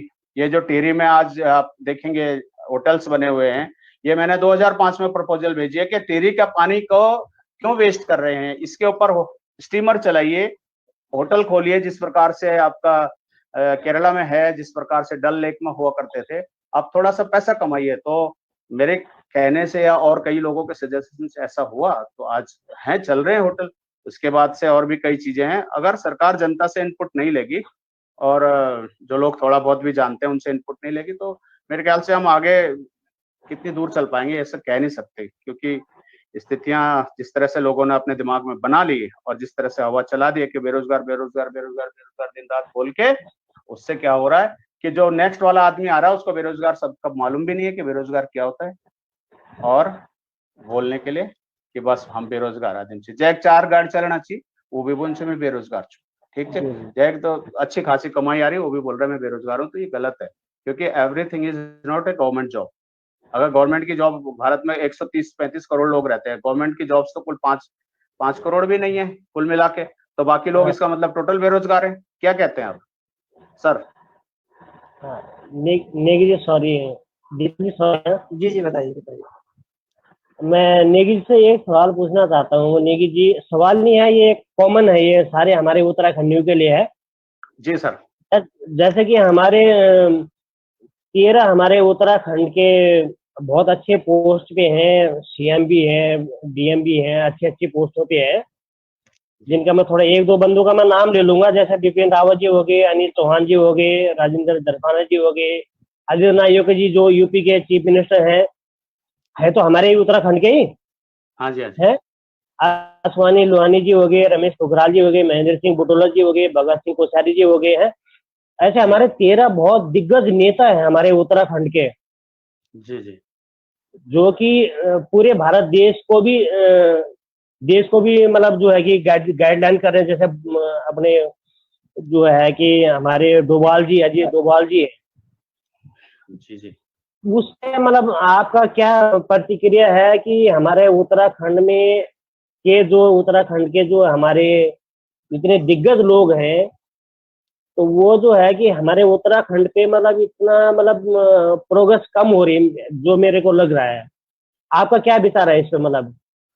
जी, सही से सर। देखिए, जी जी सर। इंडिविजुअल इंडिविजुअल जो मतलब जो व्यक्तिगत स्ट्रेचर होता है, व्यक्तिगत स्ट्रेचर मतलब एक व्यक्तिगत स्तर होता है हर व्यक्ति का। यदि आप योगी आदित्यनाथ जी की बात करते हैं तो व्यक्तिगत स्ट्रेचर पर वो उत्तर प्रदेश के मुख्यमंत्री हैं, तो उनकी उत्तराखंड के प्रति जितनी हो बनती थी, दायित्व बनता था, वो उतना करते भी हैं। क्योंकि अभी जितना मतलब जिसकी सीमा में होगा, लेकिन जो गवर्नमेंट ऑफिशियल्स हैं, टॉप मोस्ट पे, टॉप ब्रास पे बैठे हुए हैं, वो अधिक से अधिक कोई, जैसे हमारे यहाँ पे सतपाल महाराज जी ने एक बार भर्ती खुलवाई नौसेना की, जब एडमिरल जोशी यहाँ पे चीफ ऑफ नेवल स्टाफ थे, तो उन्होंने रामनगर में खुलवाई। तो देखिए, उन्होंने अपने स्तर पे जो कर सकते थे, उन्होंने बेहतर से किया कि यहाँ पे नौसेना की भर्ती होगी, भर्ती खुली। जबकि रामनगर के बीआरओ नहीं है, भर्ती सेंटर नहीं है, बीआरओ अल्मोड़ा है या पौड़ी है, ऐसे करके लेंसराउ। तो उसमें अपने अपने स्तर पे डोभाल जी क्या करेंगे, वो राष्ट्रीय सलाहकार हैं, कैबिनेट दर्जे के हैं, उनके पास एक अपना दायरा है कि उसने उन्होंने किस दायरे में काम करना है। तो इस प्रकार से अभी तो टाटा स्टील में जो एमडी हैं वो भट्ट जी हैं, वो भी उत्तराखंड से हैं, वो आपने उल्लेख नहीं किया उनके नाम का। और रतन टाटा की जो कंपनी है उसमें जो हेड है वो भट्ट जी हैं। तो ऐसा भी क्या है कि अगर उनकी कंपनी में कोई आदमी उत्तराखंड का एम्प्लॉय होगा तो जरा सा सॉफ्ट कॉर्नर रखते हुए, थोड़ा सा, बहुत ज्यादा नहीं, क्योंकि हम लोग ना न्याय नहीं कर सकते, सॉफ्ट कॉर्नर थोड़ा होता है, सब तो इतना कॉर्नर कर सकते हैं। हाँ, थोड़ा सा सॉफ्ट कॉर्नर रख वही सकते हैं, और वही बहुत वही ज्यादा। मेरा वही मेरा भी कहने का मतलब है। हाँ, नहीं, मैं आपकी बातों को समझ चुका हूँ, तो उतना ही सॉफ्ट जी कॉर्नर आदमी रख सकता है। और कोई आदमी बहुत बड़ी पोस्ट पे पहुंच जाता है, तो आप ऐसा, हम तो पहले बैठ जान नहीं ना, ये हमार गढ़वाल परंपरा ऐसी कि कोई आदमी या कख नौकर पर लग गयो तो चार आदमी वो पास चल जाने, यार ये थे भी लगा दे, ये थे भी लगा दे, ये भी लगा दे। ये पैटर्न जी चले कि लेके अभी हम बहुत ज्यादा विकास विकसित हुआ नहीं चाहिए, हमने अपने आप को तय नहीं किया कि हमको क्या करना है। तो वो उस तरह की भावना आज भी मेरे अंदर है कि मैं सोचता हूँ अजीत डोभाल जी वहां पर उस पोस्ट पर है, तो वो मेरे को कुछ कर देंगे या मेरे को लगा देंगे या मेरे लिए कुछ वेलफेयर कर देंगे, तो मुझे नहीं लगता वो बहुत कुछ कर पाएंगे। ये है कि उनसे कोई प्रेरणा लेके ऐसा कर सकता है कि भाई चलो मैं ऊंचा अधिकारी बनूं, मैं भी अजीत डोभाल जी जैसा बनूं, तो व्यक्तिगत प्रेरणा ले सकता है। लेकिन आप ऐसी एक्सपेक्टेशन कैसे रख सकते हैं कि एक ऑफिसर है वहां पर और वो गवर्नमेंट ऑफ इंडिया के लिए काम कर रहा है और बहुत टॉप ब्रास पे है, तो वो हमारे लिए एक स्पेशल फीलिंग रखेगा? मुझे नहीं लगता ऐसा रखेगा। He is like another Indian also, जैसे दूसरा इंडियन है वैसे वो भी इंडियन है। तो ये में ही कुछ खास होना की संभावना नहीं लगनी चाहिए, मेरा सोचना चाहिए। जी हाँ हाँ, नहीं, मैंने इस बात पे यही बोला कि हमारे जो है कि हमारे उत्तराखंड के इतने अच्छे अच्छे पोस्टों पे हैं, तो इस वजह से मैंने ये बोला है। बाकी ऐसा वो नहीं है कि मतलब जो जैसे आप बोलो तो ठीक बोलो, उसमें कोई दो राय वाली बात नहीं है। सही बात है, वो अपनी पोस्ट पे तो अपने हिसाब से जो है कि काम करेंगे। हाँ, जी जी, वो और एक पॉइंट आज बोल दो। अभी आपके गांव में बिरोखाल के ब्लॉक के अंदर ही एक लड़की आईएएस सेलेक्ट हुई है कि नहीं हुई है? पोखरियाल। हाँ जी हाँ जी हाँ जी। तो देखिए, उनके पिताजी क्या हैं, हवलदार है ना वो, जी ठीक है ना, हमारे जैसे है ना, एकदम सामान्य व्यक्ति हैं। तो उस लड़की में अगर जज्बा था करने का और उनके माता पिता ने उनको सही रास्ते पे दिया, और थोड़ा सा इसमें लक का पॉइंट भी होता है, ये भी मान के चलना होता है, ये भी अच्छी चीज है। तो वो लड़की आज आईएएस बन गई है। कहीं ना कहीं से तो उसको प्रेरणा मिली है, उसका परिश्रम था और उसकी जो प्रेरणा थी, उसके माता पिता की जो साधना थी, तपस्या थी, वो सफल हुई है, तो वो बनी है। तो ऐसा नहीं है कि नहीं बनता। एक और लड़की है हमारे यहीं से, शीला अमकुलाऊ से, वो लड़की पुलिस ऑफिसर बनी है। तो ये इस बात हाँ नहीं चाहिए कि कोई नहीं बन सको, किसी के लिए रास्ता रोका नहीं है, लेकिन क्या होता है नहीं। कि हमारे देखा देखी में और काउंसलिंग की कमी होने के कारण, काउंसलिंग की कमी है। आपके यहाँ मंगरो मटकुंडा में एक लड़का है, वो आज मर्चेंट नेवी में कैप्टन है, ठीक है जी, और वो आपके जी ललितपुर के स्कूल से पढ़ा है और उन्हीं मास्टरों ने पढ़ाया है जो मास्टरों ने सभी बच्चों को पढ़ाया है, ठीक है जी। हमें तो इस हमें हाँ हाँ जी, जी, हमने तो हमने ये भी हमने भी हाँ, हाँ, आपने भी ललितपुर पढ़ा है। तो देखिए, जी शिक्षक सबके लिए एक जैसी शिक्षा देता है, जी बाकी वो जी। बच्चा कितनी मेहनत करता है या उसका किस तरफ से झुकाव है और उसकी मेहनत कितनी सफल होती है, ये इस पर निर्भर करता है। और ऐसे हमको और बहुत सारे बच्चों की आवश्यकता है आज, ठीक है। जब बट हमारे विकास आई, बिजली आई, तब से हमारे यहाँ त्वरित गति से काम हुआ है, और जब से हमारे इंटरनेट चला, हमारे बच्चे बहुत अच्छा कर रहे हैं। पहाड़ के ऊपर, पर्वतों के ऊपर जो गांव है, जो शहर है, छोटे से टाउन है, वहां के लड़के उत्तराखंड में टॉप हुए हैं। तो वो बड़े गर्व की बात है अपने आप में, है कि नहीं? हाँ जी। जी बाकी जो है, बाकी नेगी जी, आप भी कोई महाकाली मंदिर से कोई ज्यादा दूरी पे नहीं है, आप जो है कि बिल्कुल 14 गांव के निकट, बिल्कुल नजदीकी निकट गांव जो है मोहर गांव आपका भी। भले आप जी जी मोहरने की जरूर है, लेकिन आप लोगों का, एक आप लोगों का और एक जो है दो दो तीन गांव हमारे, मैं ज्यादा तो नहीं बोल पाऊंगा, लेकिन आपका मोहर गांव हो गया, इधर हो गया किमला खोली हो गई, थबड़ियामला हो गया, ये बिल्कुल हमारे जो है कि 14 गांव बडियारी बडियारी परिवार से जुड़े हुआ गांव है। जी जी और हम लोगों से ज्यादा भक्ति बल्कि आप लोगों की, मैं तो ये भी बोलूंगा, मैं बडेरी रावत हूँ, पर आप लोगों की भी हाँ, भक्ति बहुत वो रहती है। जी जी जी और मेले के दौरान मैं देखा है कि आपका बहुत अच्छा रहता है, खाली ढह में आप पूरी सेवा देते हैं, मैंने ये देखा है। जी जी जी और मैं भगवती जी यही चाहूंगा कि आपको सदैव जो है भगवती ऐसे ही देते रहिए, और ऐसे ही जो है कि आप कार्य करते रहिए भगवती के लिए। जी और अभी दीपक जी आप फिर बात कर लीजिए निकिता जी से। जी सर। सर मैं एक दो चीज कहना चाहता हूँ कि जैसे फौज में बहुत सारे जी जी ट्रेड है। तो जैसे मैं अगर नेवी की बात करूँ तो एक लिमिटेड ट्रेड है, या फिर हम काउंटिंग करें तो मुझे हमें बहुत टाइम लग नहीं नहीं, जाएगा, लिमिटेड ऐसा है। कुछ है कि लिमिटेड ट्रेड। देखो तो मैं उस आपको, लिमिटेड के लिए जैसे आपने बताया कि 60% मार्क्स चाहिए, जी और ट्वेल्थ उसके लिए आई थिंक 12th पास चाहिए, 60% मार्क्स चाहिए। लेकिन जैसे जी जैसे रैंक बढ़ती है उसमें एजुकेशन किस तरीके से ग्रो करती है, यानी उसमें भी कोई इस तरीके से एजुकेशन बनाई जाती है, या फिर किस तरीके से वो चीजें हैं? करेक्ट है। ये बहुत सुंदर सवाल है। ये क्या है ना, इसी इसी चीज की कमी सिविल में कम है। ये सर्विस में है, सिविल में नहीं है। सर्विस के अंदर क्या होता है, एक तो रोज ट्रेनिंग होती है, रोज एवरीडे, जिसको पीटी और परेड बोलते हैं। तो पीटी का मतलब क्या होता है, फिजिकल ट्रेनिंग, राइट। और परेड का तो परेड ट्रेनिंग हो गया, ड्रिल बोलते हैं। ये तो ट्रेनिंग है ही है रोज। उसके अतिरिक्त जितनी ट्रेनिंग होती है, हमको अगर प्रोफेशन से संबंधित है, अपने ट्रेड से संबंधित है, उसकी ट्रेनिंग टाइम टू टाइम होती रहती है। लेकिन उसका हमारी एजुकेशनल क्वालिफिकेशन पर इंक्रीज नहीं होता। वो हम जब करेंगे, बीए एमए करेंगे या बीएससी एमएससी जो करेंगे, उसी से होगा। ये तो सर्विस के अंदर की ट्रेनिंग है, तो उसका केवल सर्विस के अंदर सर के लिए ही। जी जी बोलिए। सर ये जो बीएससी एमएससी है, ये कह रहे हो आप कि यानी मतलब जॉब के बाद कह रहे हो, या फिर कैसे उसको करेंगे वो लोग? With in job, with in job, job में रहते हुए। ओके। हाँ, तो वो इसलिए कह रहा हूं मैं कि वो हमें आवश्यक इसलिए नहीं है कि जब मेरा कैरियर एक बार सेट हो गया तो मैं बीएससी एमएससी क्यों करूंगा, तो मैं एमबीए करूंगा, या जैसे कि कोई बहुत ज्यादा हाईएस्ट क्वालिफिकेशन के ऊपर जाऊंगा। क्योंकि वो जो एक ऑफिसर ट्रेनिंग करता है और 10वीं के बाद 12वीं के बाद जो जाता है, वो उसको बीएससी जेएनयू से मिलती है, तो वो बीएससी ऑलरेडी हो चुका होता है जेएनयू से। जो एक जवान जाता है, सेलर की बात कर रहा हूँ, नौसेना के उसके विषय में, तो उसको जो जो ट्रेनिंग मिलती है, जब वो 15 साल में रिटायर होता है, तो वो ग्रेजुएट माना जाता है, और ग्रेजुएट के बतौर पे ही उसको जॉब भी मिल जाती है। तो जो बार की ट्रेनिंग है, अगर मुझे भाई सिविल में जाना है, मुझे नौकरी करनी है, मुझे और हाईएस्ट पोस्ट पे जाना है, तो मैं वहां पे परमिशन लेता हूँ, और परमिशन लेके मैं उस ट्रेनिंग को कोर्स को जो भी अपना प्राइवेट में करना है वो प्राइवेट कर सकता हूँ, लेकिन उसका सर्विस पे कोई फायदा नहीं होगा। अगर मैंने बीएससी कर ली तो भी उससे मुझे सर्विस में कुछ बेनिफिट नहीं मिलने वाला, और अगर मैंने बाहर कोई भी कोर्स कर लिया तो सर्विस उसको बेनिफिट नहीं देगी। सर्विस अपने कोर्स का बेनिफिट देती है। सर्विस मीन्स अभी नेवी की बात कर रहा हूँ इस समय। लेकिन जैसे एयरफोर्स में है, लड़के बहुत सारे बीएससी ग्रेजुएशन कर लेते हैं, फिर वो आईएएस एग्जाम लिख देते हैं, कई चीजें लिख देते हैं, सर्विस छोड़ भी देते हैं, ऐसे भी संभावनाएं हैं, और उसके भी रास्ते खुले हुए भी हैं, उतने ज्यादा नहीं खुले लेकिन फिर भी ठीक है। जैसे मैं आया हूँ इंजीनियरिंग से, तो एरोनॉटिकल इंजीनियरिंग का जो ट्रेड होता है एयरक्राफ्ट इंजीनियरिंग, उस ट्रेड से आया हूँ। वो एयर मतलब हवा का हमारा विंग है, एयर विंग बोलते हैं उसको, एविएशन विंग। जो सरफेस विंग है वो पानी के जहाज का है, वो मैं पहले एक्सप्लेन भी कर चुका हूँ।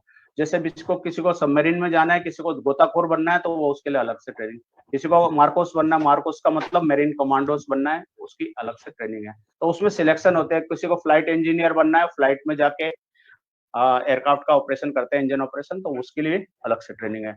तो ये सिलेक्शन की प्रोसीजर्स के अंदर आता है कि वो सिलेक्ट होता है उसमें, और उसकी बॉडी की फिटनेस कितनी है उसके हिसाब से सिलेक्ट होता है। और ये सारी जो क्वालिफिकेशन है सर्विस के अंदर के लिए है। बाद में जब रिटायर होते हैं तो वो बोलते हैं ये क्वालिफिकेशन इस चीज के बराबर मानी जाएगी, ये क्वालिफिकेशन इस चीज के बराबर मानी जाएगी। तो अगर किसी को सिविल में जॉब मिल रही होती है तो वो उसके अकॉर्डिंग उसको जॉब मिल भी जाती है। जैसे मैं एयरक्राफ्ट से आया हूँ तो मैं एयर इंडिया में जा सकता हूँ, है जी। तो एयर इंडिया में मेरा सेम है।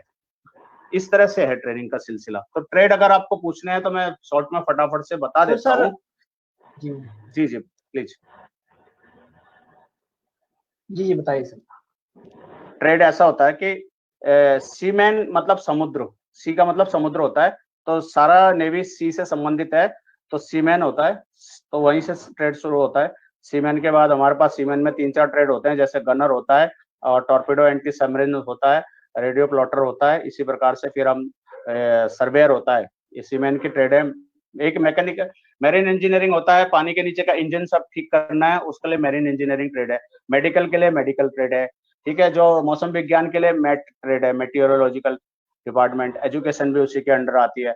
एयर में जो जाते हैं तो एयर में एयरक्राफ्ट इंजीनियरिंग का ट्रेड होता है, इलेक्ट्रिकल का होता है, रेडियो का होता है, और बम आर्मामेंट का ट्रेड होता है। इस प्रकार से ट्रेड होते हैं सारे। और बाकी जो लिखने पढ़ने का है, किसी का जो भी जॉब है वो उसको राइटर बोलते हैं। अभी उसके लिए एक नया आ गया लॉजिस्टिक असिस्टेंट करके तो ट्रेड आया है। बेसिकली सर आप ये कह रहे हो कि जो ट्रेड मिल रहे हैं ये आफ्टर जॉब मिल रहे हैं, या पहले से डिसाइड करके चलें कि इस ट्रेड में मुझे जाना है, उस ट्रेड में मुझे जाना, यानी बेसिकली हम ये चाहते हैं जो हमारे नए युवक हैं, अगर वो एक ट्रेड के लिए तैयारी करें या दूसरी ट्रेड के लिए तैयारी करें, यानी ट्रेड तो बाद में चूज करेगा या पहले चूज करेगा? बहुत सही, ये सवाल पूछना चाहिए था, यही सवाल बहुत इंपॉर्टेंट है। जब आप नेवी में एक जवान भर्ती हो जाता है तो उसमें ट्रेड की चॉइस उसकी नहीं होती है, that is first and foremost clear. Trade की चॉइस होगी जब उसके जो ट्रेनिंग होगी 6 महीने की, उसमें जो उसके अंक आएंगे, जितने वो मेरिट पे खड़ा होगा, उसके बाद वो अपनी 3 ऑप्शन देगा कि मेरे को 3 ट्रेड में से एक ट्रेड दे दीजिए। तो उस ट्रेड में जो जहां पर उसके अंक का स्लॉट बैठेगा वो उसको वो ट्रेड दिया जाएगा, उसमें वो 3 चॉइस में से एक ट्रेड उसको मिलेगा। 3 ये होगा सब ट्रेनिंग के बाद, ट्रेनिंग से पहले नहीं होगा, या घर से बैठ के नहीं होगा। जब हम वहां पर अपनी बाउंड एंड डिसिप्लिन की ट्रेनिंग पूरी कर लेते हैं 6 महीने की, उसके बाद हमको एग्जाम देने के बाद ही मिलता है ट्रेड। तो ये घर से तो होके नहीं जाएगा, घर से तो मुझे सिर्फ SSR के लिए जाना है, SSR, ठीक है, सीनियर सेकेंडरी रिक्रूटमेंट के लिए। फिर एक और चीज है, वो जो आपने पूछा तो वो बताना जरूरी है। एक आर्टिफिशियल अप्रेंटिस होता है, उसकी हम जैसे गए, हमने 17 साल की हमारी आयु है, हमने आर्टिफिशियल अप्रेंटिसशिप के लिए अप्लाई किया नेवी में, तो उसमें हम जाएंगे सीधा इंजीनियरिंग ब्रांच में। हमारी पूरी ट्रेनिंग इंजीनियरिंग से बेस्ड होगी, 4 साल की ट्रेनिंग होगी। उस 4 साल की ट्रेनिंग के अंदर हम लोग जो ट्रेड हमको मिलेगा उसमें भी ऐसे ही है, जैसे सरफेस में बिजली का ट्रेड मिलता है, कि मैकेनिकल का मिलता है, कि हमको एयर में मिलता है, कि वो वहां पे बाद में डिसाइड किया जाएगा। यहाँ से मैं सिर्फ ये तय करके जा सकता हूँ कि मुझे इंजीनियरिंग में जाना है, तो इंजीनियरिंग के लिए आर्टिफिशियल अप्रेंटिस का है। और जो अदर साइड वाला SSR बताया है नेवी का, उसमें आप जाएं भी नहीं भी जाएं, इंजीनियरिंग में जा भी सकते हैं, नहीं भी जा सकते, वो आपको ट्रेनिंग के बाद फाइनल किया जाएगा। जी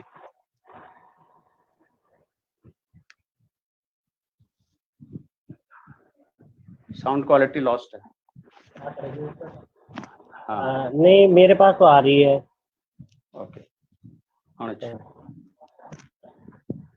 हाँ सर, मैं कह रहा हूँ सर, जैसे जो थल सेना है जी उसमें वैकेंसी जो होती हैं वो अलग अलग निकलती है, पहले ही वो ट्रेड, क्योंकि मैंने देखा है कोई जनरल के लिए अलग से वैकेंसी निकलती है, कोई दूसरे ट्रेड के लिए वो अलग से निकलती है, तो उसमें अलग अलग सिस्टम है या क्या सिस्टम है जो थल सेना है?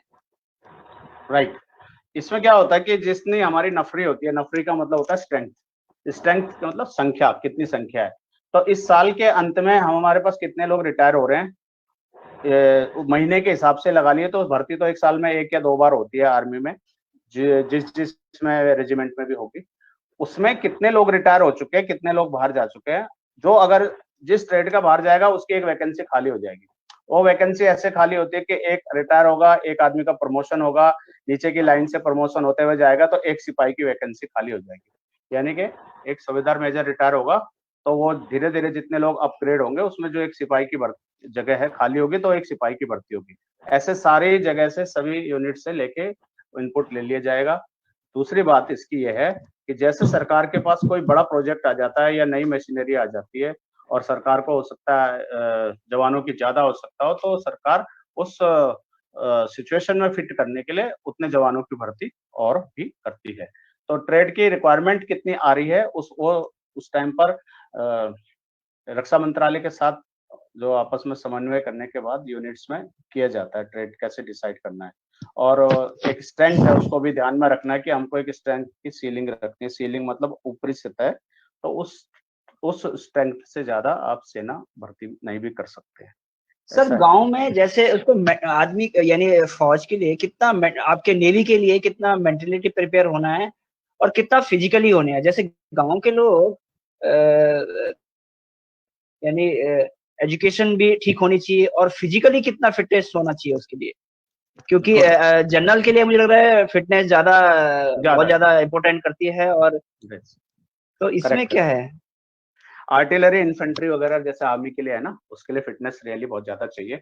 और फिटनेस का मतलब तो फौज का मतलब ये सर ये है। एक चीज, हाँ सर एक चीज और भी बताइए कि हमारे गांव के जो भी नए लड़के हैं वो किस तरीके से तैयारी करें इसका, यानी गांव में रह के अपनी फिटनेस को लेके और इस चीज के ऊपर अगर वो फोकस है तो क्या क्या सावधानी वे बता रहे हैं और क्या क्या चीजें उन लोगों को करनी चाहिए? ये अच्छा सवाल है। मैं आपको एक बात बताता हूँ कि बिरुखाल में एक दुकान है, बिरुखाल तो आप लोग सब गए होंगे, जनता बुक डिपो और समथिंग करके उसका नाम है। जब मैं स्टूडेंट था तब की बात कर रहा हूँ, अभी भी होगी संभव है। तो वहाँ पे न्यूज़पेपर आता था और आपको ताज्जुब होगा कि मैं वो न्यूज़पेपर वहाँ से खरीद के लेके आता था। वो काफी पुराना भी होता था, एक वीकली मैगजीन लेकर आता था, न्यूज़पेपर लेके आता था। जब भी जितने आ जाते थे तो एक हफ्ते में हम जाते थे तो लेके आते थे।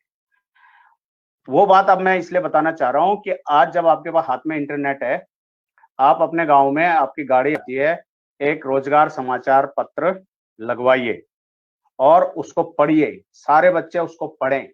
रोजगार समाचार यानी कि एम्प्लॉयमेंट न्यूज, इंग्लिश में हिंदी में दोनों में छपता है, बुधवार को निकलता है।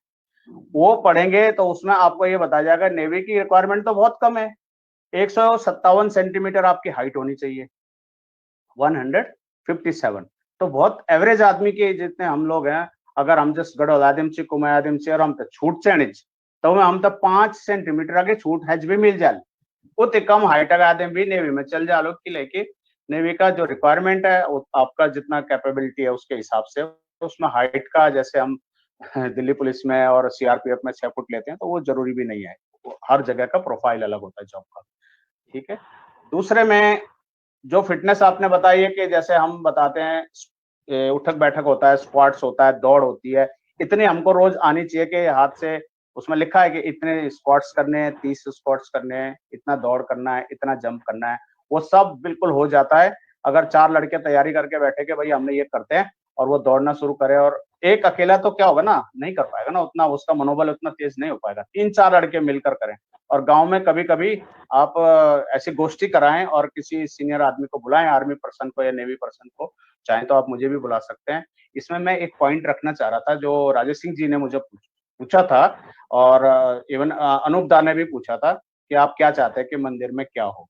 मेरा मैं एक धार्मिक व्यक्ति हूँ, आप लोगों को कितना मालूम है मुझे मालूम नहीं, लेकिन मैं अपनी तरह से भी एक स्टडी करता हूँ कि हर मंदिर में एक लाइब्रेरी होनी चाहिए। कितना भी बड़ा मंदिर हो, कितना भी छोटा हो, एक लाइब्रेरी होनी चाहिए। उस लाइब्रेरी में हर प्रकार का लिटरेचर अवेलेबल होना चाहिए, हमारे भविष्य से जुड़ा हुआ, हमारे कारोबार से जुड़ा हुआ, जॉब से जुड़ा हुआ और धर्म से जुड़ा हुआ, ताकि मंदिर में आने वाला हर व्यक्ति जिस ट्रेड का होगा, जिस जिस जैसा उसका टेस्ट होगा, जैसा उसका लीनियंसी, जिधर को उसका झुकाव होगा, इंक्लिनेशन होगा, उसके हिसाब से वो आदमी अपना वहाँ पुस्तकें पढ़ सके, वहां से किराए पे लेके जा सके, नाम लिखवा के, किराया तो क्यों लेना है, पर नाम लिखवा के ले जा सके। हर मंदिर में ये जरूरी है होना, हर मंदिर में एक वैदिक विद्यालय होना आवश्यक है। आज की आवश्यकता मैं बता रहा हूँ, आज से 20 साल बाद क्या होने वाला है कि जो हम मंदिरों में चमक दमक बना रहे हैं, ये हो सकता है इतनी चमक ना रह जाए, लोगों का इतना इंक्लिनेशन रिलीजन के, धर्म के प्रति ना रह पाए। तो जब हम इनको 2-3 चीजों से जोड़ के चलेंगे तो ये हमारे साथ हमेशा जुड़े रहेंगे। तो वैदिक विद्यालय, अभी वैदिक शिक्षा बोर्ड की स्थापना भारत में हो चुकी है, और आप एक मंदिर बनाते हैं तो उसके साइड में एक औषधालय बनाएं, उसके साइड में छोटा सा डिस्पेंसरी बना के एक वैदिक शिक्षा का स्कूल बनाएं। अभी 4 ही बच्चों को भी पढ़ा ले, कोई बात नहीं, टाइम पास कर, पार्ट टाइम पढ़ा लें। एक आचार्य जी को बुलाओ, जरा 4-6 बच्चों को संस्कृत के पाठ पढ़ाइए, शुरू कराइए, दुर्गा सप्तशती पढ़ाइए। हम जो सिद्धपीठ पर बैठते हैं, 4 मंत्र लोगों को बोलने नहीं आते तो बैठने का फिर फायदा क्या है? हमको मंत्रोच्चार करना आना चाहिए, हमारा जो है उच्चारण शुद्ध भी होना चाहिए, ठीक है? तो ये भी हमें आवश्यक है, क्योंकि जब हम मंदिर में बैठेंगे हमारा उच्चारण भी आना चाहिए। कभी भी बाहर का कोई आदमी आएगा, बोले पंडित जी तुम तो मंत्र बोलन भी नहीं, और मैं तो कहते दो बैठन तब लोग में तो शिव लगा के चल जाने, बोलने के तुम शिवल पंडित जी, तो ये सुनिश्चित कि सप्त जर्जर ऑनचन। तो रोजगार समाचार पत्र जो है वो आपके गांव में एक आना चाहिए, उसमें सारी चीजें लिखी हुई है कि आपको कितना दंड बैठक करना है, कितना आपको चेस्ट का ये करना है, चेस्ट एक्सपेंड कितनी करनी है, 5 सेंटीमीटर होती है वैसे, 80-85 करके वहां का स्केल है। तो हमारा यहाँ का लड़का हर तरह से फिट है, ऐसा नहीं है कि वो अनफिट है। फिजिकल फिटनेस तो 100% है, बस थोड़ा सा 1 महीना 15 दिन इतना करेगा वो फिट हो जाएगा। सबसे बड़ा होता है एग्जाम पास करना, ठीक है? एग्जाम पास करने के लिए वो सिलेबस पूरा पढ़ लेना, और जितना सा 3-4 साल के उसमें क्वेश्चन पेपर आइडिया वाले रहते हैं वो भी पढ़ लेने, तो उससे बहुत फायदा मिल जाएगा। और कोचिंग लेने की जहां तक बात है, तो देखो कोचिंग सेंटर बहुत लोग चलाते हैं, हमें भी बुलाते हैं पढ़ाने के लिए, हम भी जाते हैं, लेकिन मैं समझता हूँ कि वो कर लेंगे अपने आप ही, क्योंकि अगर वो ठीक ठाक है पढ़ने में और वो 60% अंक अर्जित करने में सक्षम है तो वो एग्जाम देने में भी सक्षम है। जी अच्छा, नेगी जी, एक छोटा सा सवाल मैं और पूछना चाहता हूँ, माफी चाहूंगा। जी जी, माफी क्यों चाह रहे हो? हाँ, नहीं, जैसे कि अभी देखिए, आपको हमको सबको पता है कि कोरोना काल, इतनी वैश्विक बीमारी इतनी आई है, जी जी इसमें कई हमारे भाई बंधु, छोटे बड़े, बहुत जो है कि बेरोजगार हो गए हैं। जी जी जी तो ऐसे में जो है कि मतलब हमारे गांव में क्या लगता है आपको, कुछ लघु उद्योग का कुछ ऐसा कुछ हो सकता है? हमारे जो प्रवासी भाई लोग जो गांव पहुंचे हैं या पहुंचने वाले हैं या जैसे भी है, उनके जी लिए जी कुछ ऐसा लघु उद्योग का कुछ है आपके उसमें, है कुछ ऐसा? जी देखिए, राजेश सिंह जी, ऐसा है, लघु उद्योग के बारे में, जो हम छोटा से छोटा भी काम क्या करते हैं वो लघु जी, लघु उद्योग ही है। जैसे हमारे जांदूर भी क्या घर में जांदूर, वो भी हाँ एक जी, हाँ लघु जी, उद्योग है, या कूटने का भी लघु उद्योग है। आप यकीन नहीं करेंगे इस बात पे कि अगर आप उरखाले में कूटे हुआ धान, लाल वाला सट्टी देखा है ना आपने, जो आपके यहाँ होता हम्म, होगा, लाल हाँ सट्टी जी, होता है, हाँ जी, हाँ जी, वो 500 रुपए किलो बिकता है। मेरे पास इतनी बड़ी बड़ी कंपनियों के कांटेक्ट हैं कि वो मुझसे इतना लेना चाहते हैं कि बोले आप ये चीजें हमको उरखाले का कूटा हुआ दे दो, कोल्ड पाउंडिंग का दे दो, कोलू का अटेरा हुआ तेल दे दो। हमारे पास क्या है ना, एक चीज की ये गलती हो रखी कि जो रामनगर से पैकेट में माल आता है, हम अपने माल को उसके बराबर तोल देते हैं कि वही वह हमारा माल तो स्वर्ण है, स्वर्ण। जे चीज भरी ऑगमैन में कीड़ क्या लग जानी, वो चीज एकदम स्वर्ण। कीड़ा किस पे लगेगा? जो साफ होगा, जिसमें केमिकल डला होगा उसमें तो कीड़ा लगेगा नहीं कभी भी। तो हमारे पास जो जितना भी उत्पाद हो रहा है, चाहे कम हो रहा है, लेकिन हमारे उत्पाद की कीमत हमेशा ज्यादा है। इसमें मैंने जो थोड़ा सा अपनी तरफ से स्टडी किया कि लघु उद्योग के लिए मार्केटिंग वगैरह का काम है, वो तो हमको सहकारिता के तौर पे करना पड़ेगा, एक लड़का नहीं खोलेगा। सहकारिता करेंगे। मैं जैसे मल्ला लखोरा का हूँ, मेरा पूरा मटकानी ग्राम सभा के सारे लोग मिल जाएं या 2 ग्राम सभा के मिल जाएं, 30-40 लड़के इकट्ठे हो जाएं, सहकारिता के आधार पे काम शुरू करें। तो अकेले से तो ये काम करना, जैसे कि चक्की लगा देना, तेल प्रेस लगा देना, ये सब तो कर लेगा, लेकिन लार्ज स्केल पे काम करने के लिए हमको सहकारिता बहुत आवश्यक है। दूसरे में एक है हमारे पास जो पूर्वजों के हमको दिया हुआ है और वो हम आराम से कर सकते हैं, जो हमारा गाय पालन और बकरी पालन है।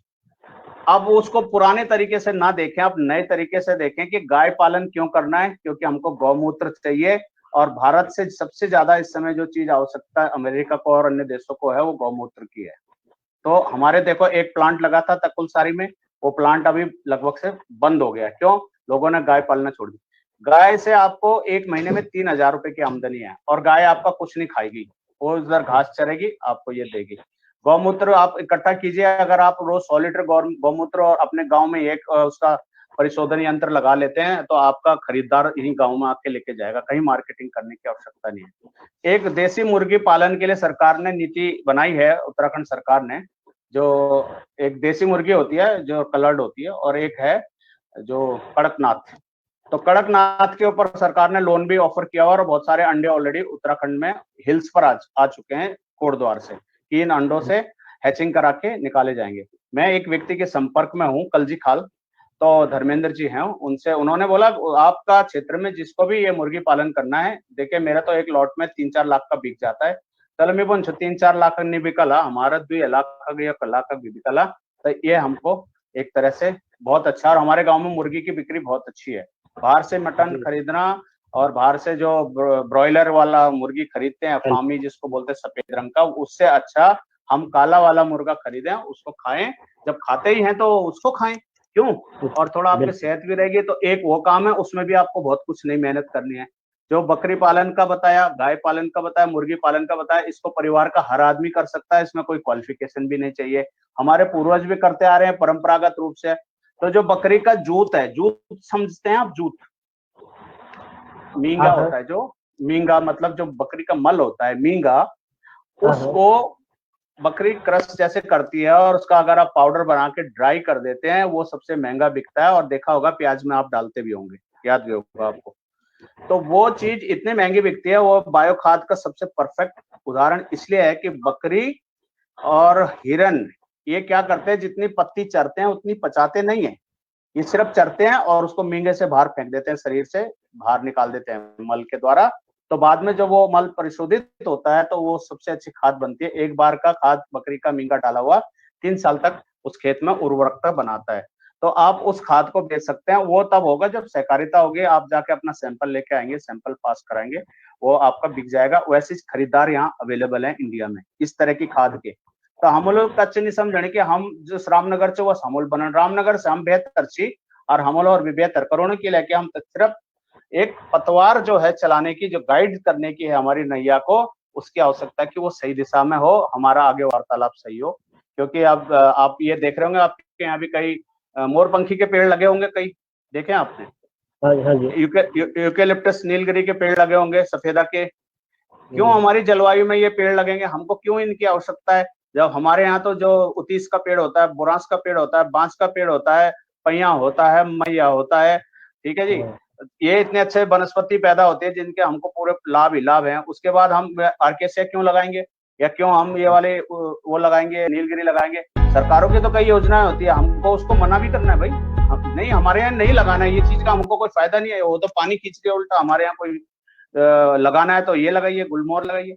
और जो हमारे बिनसर में लगते हैं, मैंने वहाँ कालिंका में भी देखा होगा, वो 2 पेड़ लगा रखे हैं वहाँ पे, छोटे छोटे से सीढ़ियों से चढ़ते हुए देखेंगे आप, देवदार के 2 पेड़ हैं वहाँ पे छोटे छोटे से। तो मेरे ख्याल से अभी हट गए या कहीं होंगे वहाँ पे। बाबा जी है ना, जहाँ बुबा जी का मंदिर है उसके आसपास में है, ध्यान रखना कभी। तो हमने ये ट्रायल किया कि अगर यहाँ पे ये पेड़ हो जाएगा देवदार का, तो हम ये पूरा कालिंका डैम में देवदार डाल लगे धूल है, क्योंकि सुंदरता उससे बनती है। उससे एक तरह देव दारू, देवता का है वो कार्य, तो देवता जहां जहां होगा वहां होगा। आप जाते हैं ये ताड़केश्वर जी जाते हैं, ताड़केश्वर जी में देवदार है, टोटा मानेला में देवदार है, बिनसर देवता में देवदार है, जागेश्वर में जाइए जागनाथ, वहां पर कुल मिलाकर देवदार है। उसका उल्लेख भी आता है जागेश्वर का 12 ज्योतिर्लिंगों में, ठीक है। आगे सम द्वारका वने, दारुका वने, दारुका वने मतलब दारू का वन, दारू मतलब देवदारू का वन, तो इस प्रकार से उसका उल्लेख भी आता है। तो सर जो लड़के आ रहे हैं उनको बोलो पहले आप अपने को प्रिपेयर कीजिए, आप यही काम कर रहे हैं, जॉब तो आज नहीं तो कल आ जाएगी, ऐसी तो बात नहीं है कि जॉब हमेशा के लिए चली गई। और जितने लोग सब गए हैं वो अभी तत्काल में अनएम्प्लॉयड हैं, लेकिन थोड़े समय में वो एम्प्लॉयड भी हो जाएंगे, मोरल डाउन करने की जरूरत नहीं है। लेकिन कुछ लड़के उसमें से रुक जाएं और वो एक सहकारी समिति स्थापित कर लें। तो इस समय स्टेट बैंक ऑफ इंडिया ने उत्तराखंड में एक योजना भी बना रखी है कि आपको स्वरोजगार के लिए 2 लाख रुपए दिए जाएंगे और आपकी ट्रेनिंग भी स्टेट बैंक ऑफ इंडिया ही करेगा कि ये काम करना है और इसके लिए आपको 2 लाख रुपए है। उसके लिए फॉर्म भी अवेलेबल है, आप लोग पता करेंगे। कई लोगों के फॉर्म हमने यहाँ से भरवाए हैं चित्रकूट से। चित्रकूट मतलब ये हमारा अपना मंडल है बिचला चौकोट का, चित्तौड़खाल का। तो आपके यहाँ भी ये समुदाय होगा, मैं बिरोखाल में भी मिल के आया था, तो वहां से तो मुझे कोई अभी पॉजिटिव जवाब मिला नहीं। तो मैं तो सभी बातों में रहता हूँ कि भाई वो भी मेरे आदमी, ये भी मेरे आदमी है, मेरे तो अपने व्यक्तिगत को ही स्वार्थी में छनिच क्या फायदा हो जाए तो भल है ना। फिर एक चीज और, आपने वीरों का सम्मान करने वाली बात बताई, तो हमारे यहाँ महावीर चक्र विजेता जसवंत सिंह रावत जी की समाधि है दुनाव में, और चौबट्टा खाल के विधानसभा के जो विधायक है माननीय और पर्यटन मंत्री भी है श्री सतपाल महाराज जी, उनको हम नमस्कार कहते हैं। और हमारे चौबट्टा खाल के क्षेत्र के कालिंका के समीप के जिन गांवों की कुछ बातें हैं वो मैं रखना चाहता हूं, तो यदि आप मुझे परमिट करेंगे तो मैं रखूंगा। नहीं नहीं, क्यों नहीं, रखिए सर, रखिए। मुझे पता है, मैंने आपकी सुनी वहाँ पे जो टिप्पणी आपने, वहाँ पे गए थे आप जसवंत जी के वहाँ पे जन्मभूमि पे आप गए थे। हाँ, मैंने देखा था, बहुत अच्छा। लेकिन आप बता दीजिए दीपक जी, क्या कहते हैं। हाँ, तो जो जसवंत सिंह रावत जी का जो यहाँ पर क्रीड़ा स्थल बनवाया है, वहां पर जो पावर प्लांट बना है, पावर प्लांट है ना वहां पर। हाँ जी, पावर प्लांट है, वहां बिजली पैदा होती है, आपने देखा तो होगा उस पावर प्लांट का। हाँ, मैं अभी बता देता हूँ, पावर प्लांट है वहां पर। उस पावर प्लांट का नाम, पावर जनरेशन प्लांट का नाम एक तो महावीर चक्र जसवंत सिंह रावत के नाम पर एक होना चाहिए, ये हमारी एक मांग है। एक मांग है कि जो तिलू रौतेली का जो युद्ध हुआ था, वो युद्ध यहीं दुनाव में उनकी मृत्यु हुई थी, यहीं पे उनको किसी ने मारा था, वध किया था दुनाव में। तो जो उनका युद्ध हुआ था वहां पर कालिंका धार, आपने सुना है कालिंका धार, जहां पर हॉस्पिटल है इसके ऊपर मंगरो खाल के उस तरफ को, तो कालिंका धार में आयुर्वेदिक हॉस्पिटल है। हम ये चाहते हैं कि एक वहां पर उनकी मूर्ति लगो भव्य, मथी एकदम धार में लग जाओ, जैसे गढ़वाल कुमो तो इस तरफ दिखे वो मूर्ति, वैसे क्या अच्छा कि एक ये भी प्रेरणा का स्रोत होता है। तीसरे में जो रोड्स नहीं बन पाई हैं अभी, जिसमें सबसे पहले कोठा कालिंका रोड जोड़ने का जो हमारा मेरे मन में है कि जैसे कालिंका तक रोड आएगी तो फिर यहाँ पर बस आएगी, तो यहाँ पर हमारे यात्रियों को सुविधा होगी, भक्तों को सुविधा होगी, फटाफट से आएंगे। तो वो जो 2-2.5 किलोमीटर का है कोठा से खाली डैया के लिए, या जो भी उसका और बेहतर विकल्प निकलता है, तो वो तुरंत से सरायखेत से कनेक्ट हो जाएगा। तो इस समय और कुमाऊं जाने में छोटा सा एक डिस्टेंस है, वो कवर हो जाए तो अच्छा है। तीसरे में जो जोगीमढ़ी से एक रोड आनी चाहिए, जो पहले भी प्रस्तावित हुई है, मैं नई प्रपोजल नहीं रख रहा हूँ, कालिंका आएगी, 4-4.5 किलोमीटर का डिस्टेंस है। वो जो रोड है जिस तरफ से भी आनी चाहिए थी या आ रही है, जब भी उसका संशोधन किया गया है, वो रोड भी आए और वो भैरोडांग से होते हुए आए। भैरोडांग भी देख रखा है आप लोगों ने, जो सीला के अंदर एक भैरोडांग है, उसकी भी बहुत बड़ी मान्यता है, तो थोड़ा हमको उसका भी अपलिफ्टमेंट करना है उस जगह का। तो उस तरफ से जो रोड आ रही है, और जो हमारे बेरोखाल से रिखाड़ होते हुए जो बड़े रुढ़े तक पहुंचे, वो उस रोड के ऊपर भी बहुत ज्यादा सक्रिय रूप से काम नहीं हो रहा। और जो कोठा से गई है तो वो तल्ला थाबड़िया के आगे मेरे ख्याल से रोड नहीं बढ़ी है, उस पर थोड़ा सक्रियता दिखानी है। जो मैं केवल इसी क्षेत्र का बता रहा हूँ जो कालिंका से संबंधित है। हाँ जी, हाँ जी, बिल्कुल सही कह रहे हैं आप। एक जो रोड है, जी जी मैं कह देता हूँ पहले, तो जो एक रोड है जो रसिया महादेव से नाव के लिए गई है, नाव से आगे बढ़ के वो रोड इस समय हिंडोला गैरी में रुकी हुई है, वो जल्दी से जल्दी गिवाई पानी मिल जाए तो गिवाई पानी से वीर बलिदानी आनंद सिंह रावत मार्ग के से जुड़कर वो हम लोग वहां से चित्तौड़खाल को निकल सकते हैं। वो भी एक रोड का बहुत जल्दी अगर होता है तो वो हमारे लिए अच्छा है। और एक सुखद संदेश ये है कि जो पंचपोला का डांडा है, वहां से एक नहर की योजना आई है, वो नाव से लेके कुणे तो गांव तक तो उसके लिए मैं उत्तराखंड सरकार और माननीय विधायक जी को धन्यवाद भी दे देता हूँ उसी के साथ साथ, क्योंकि सभी बातें कंप्लेंट नहीं करनी, जो अच्छी बातें हैं उनको भी हमें आगे रखना चाहिए। एक और प्रश्न है, प्रश्न नहीं मेरी मांग है कि जो बवासा का गधेरा है और जो लखोरा नदी है और जो रसिया घाट है, पंचपोला का पानी बवासा के गधेरे तक मेहसाणा घाट के नीचे जाता है, वहां पर पानी रोक के उस पानी को पंपिंग करके लगभग से जो कालिंका का शिखर है उसके नीचे नीचे एक टैंक बनाया जाए, जिससे कि इस क्षेत्र को, गढ़ीघाट क्षेत्र को और मटखानी को पानी दिया जाए। वो मेरी मांग है। वो मांग आप इसको एडिट आउट मत कीजिएगा, ये महाराज जी से मुझे जरूर करनी है ये मांग, कि ये पानी का जो लिफ्ट में अपलिफ्ट करोगे पानी, तो वो डैम बवासा का गधेरा मिलाकर आगे बनाना है और वहां से पानी लिफ्ट करके कालिंका शिखर के नीचे आसपास में टैंक बनाए और उस पानी को मटखानी और गढ़ीघाट क्षेत्र को वितरित करें, क्योंकि मटखानी, आफ्टर ऑल मटखानी में भी पानी का बहुत अभाव है, गढ़ीघाट में भी, जैसे कि थबड़िया में बहुत अभाव है पानी का, आपको ज्ञात होगा इस बात में, और 3-4 गांव में मेरे नोटिस में कि जिनमें पानी की बहुत ही ज्यादा दिक्कत है। तो हमें थोड़ा सा विकासवादी भी होना, थोड़ा नहीं ज्यादा होना पड़ेगा, क्योंकि अगर घुड़ाना में पानी नहीं आता तो घुड़ाने के लोग सेरा जाते हैं बैग में कपड़े रखकर धोने के लिए, नहाने के लिए, तो पैथेटिक है ना। गंगा यमुना की जो नदी यहाँ से निकलती है, उद्गम स्थल है, तो यहाँ हम पानी के लिए तरसेंगे तो ये तो अच्छी बात नहीं है। तो इसके ऊपर हमें बड़ी शीघ्र हम चाहते हैं कि इस पे एक दृष्टि रखी जाए, और मुझे विश्वास भी है कि महाराज जी इस पे रखेंगे भी। फिर एक और पॉइंट अपनी तरफ से इधर रख देता हूँ कि हमारे जो सुरेंद्र जीना जी हैं, जो MLA सल्ट हैं, तो मेरे बहुत सारे लोगों ने बोला जो मुंडा बीताकोट की रोड नहीं बनी, इस गांव की रोड नहीं बनी, तामाडेन गोलना की रोड नहीं बनी, और खड़को बनेरा की रोड नहीं बनी, कई सारी मेरे पास कंप्लेंट आई। तो देखिए मेरे तो सीमा में नहीं है ना वो सारी रोड बनाना, और ना मुझे जानकारी है, लेकिन मुझे दीपक जी ने एक इनपुट दिया बहुत सुंदर सा, जो मुझे बहुत अच्छा लगा, कि उन्होंने बोला एक कॉरिडोर। इसमें दीपक जी आपको वो करेंगे, रिप्लाई करेंगे अभी।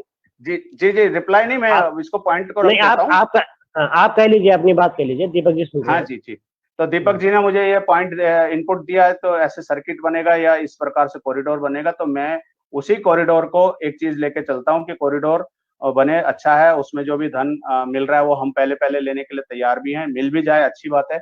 और चुनियागढ़ी से सरायखेत में एक हनुमान मंदिर है, हनुमान मंदिर से कालिंका, उसका अगर एक्सटेंडेड पोर्शन लेते हैं और रोड अपनी कोठा मिल जाती है, तो रसिया महादेव, चित्तौड़ खाल और कुलांटेश्वर, ये तो लॉन्ग सर्किट हो गया यहाँ का।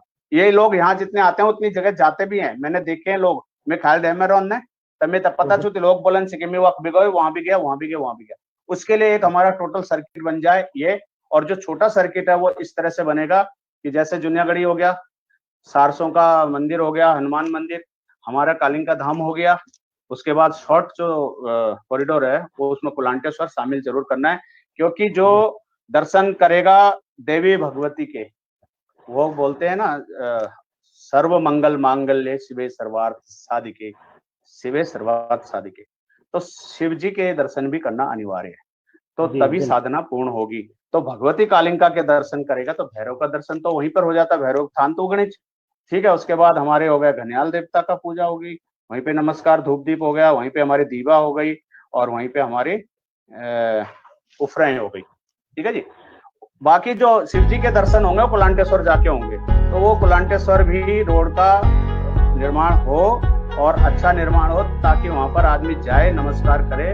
तो अगर गाड़ी भी चली जाती है, अभी फिलहाल स्कूल तक जाती है, उसी से भी ठीक है, तो वो सर्किट में शामिल होना चाहिए, ताकि उसको भविष्य में हम इसको ले लें कि हाँ भाई ये है। और वो मेरे पास पेज चलता है मेरा, कुलांटेश्वर अल्मोड़ा उत्तराखंड का, तो लोग उस पर फॉलो करके आते हैं दूर दूर से कुलांटेश्वर जी।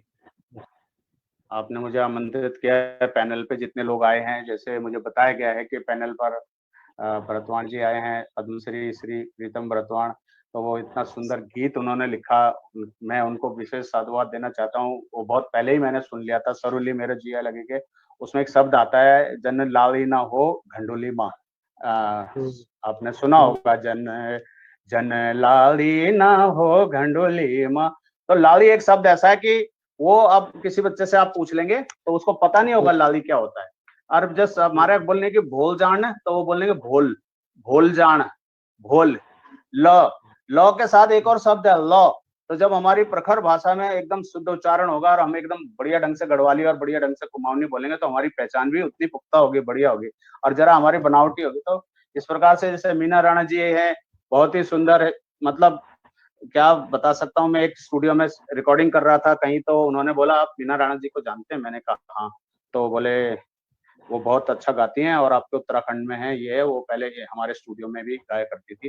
तो मुझे बहुत ही खुशी हुई कि वो उनको वो स्टूडियो वाला भी इतना मान देता है। उनका बहुत बड़ा मान सम्मान है। मैं उन सबको बड़ा धन्यवाद देता हूँ क्योंकि इन्होंने उस विधा को जीवित रखा है। विधा का अर्थ यह है कि जैसे होना चाहिए वैसा, जो शब्द मर रहे हैं, लुप्त प्राय हो रहे हैं, उन्होंने उनको जिंदा रखा। उनको हम विशेष धन्यवाद दे रहे हैं कलाकारों को। जिस प्रकार से अभी सभी को अवार्ड तो नहीं मिलता है, अभी जैसे कई बड़े कलाकारों को किसी तरह के अवार्ड नहीं मिल पाए, हमने पूरी कोशिश की है अपनी तरफ से, लेकिन हमें इनको संजोना है, इस धरोहर को सजोना है। कलाकारों को हमने अपग्रेड रखना है, उनको हमेशा हमने आगे रखना है क्योंकि वो हमारी संस्कृति के वाहक हैं। They carry our culture forward. So हम उनको भी दे रहे हैं, धन्यवाद देना चाहते हैं। अगर आज इस पैनल पे हम हैं और वो पैनल पर साथ हैं तो हमारी तरफ से उनको भी बहुत बहुत धन्यवाद है। और आपको भी हमारा बहुत बहुत बहुत बहुत धन्यवाद। मेरा एक लास्ट क्वेश्चन है, मैं एक रिव्यू लेना चाहता हूँ आपसे। आप मंदिर जब भी जाते हो तो आप किस तरह की फीलिंग्स आपको रहती है, यानी वहाँ का जो एरिया है वो आपको कैसा लगता है और आप क्या चीज सोच के वहाँ पे सोचते हो, मतलब कितना फ्री माइंड है आपका वहाँ पे, ये रिव्यू लेना। हाँ, उसका आपको तो यकीन नहीं आएगा। वहां पर वो बेंच लगे हुए हैं 2 कलर वाले, देखे होंगे आपने, ऊपर रखे हुए हैं, है मैंने देखे हुए हैं। हाँ ठीक है।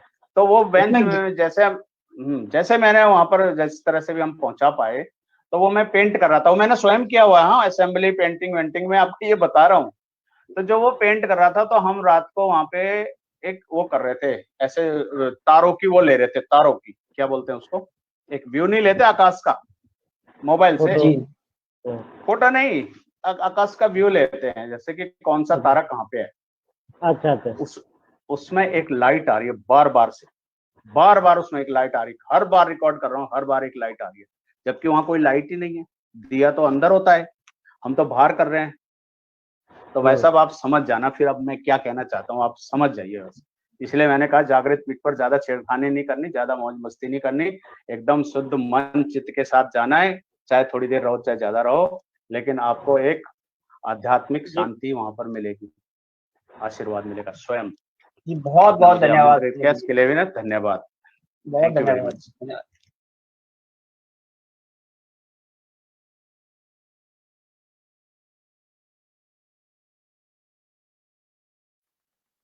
मेरा सभी दर्शकों से के लिए बहुत बहुत धन्यवाद है आज जो हम लोगों से जुड़े, और बहुत लोगों ने इस कार्यक्रम को आगे बढ़ाया है, और जिसमें कि बहुत लोग छूट भी गए हैं। मैं उन लोगों के लिए मेरा सॉरी है, और मैं चाहूँगा कि वो अगर हम 8 बजे उसको लाइव कर पाएँ, पॉसिबल हो तो हम 8 बजे उन लोगों को लाइव कर सकते हैं। मैं उनका नाम लेना चाहता हूँ कि जो जिन लोगों का आज हम कर नहीं पाए।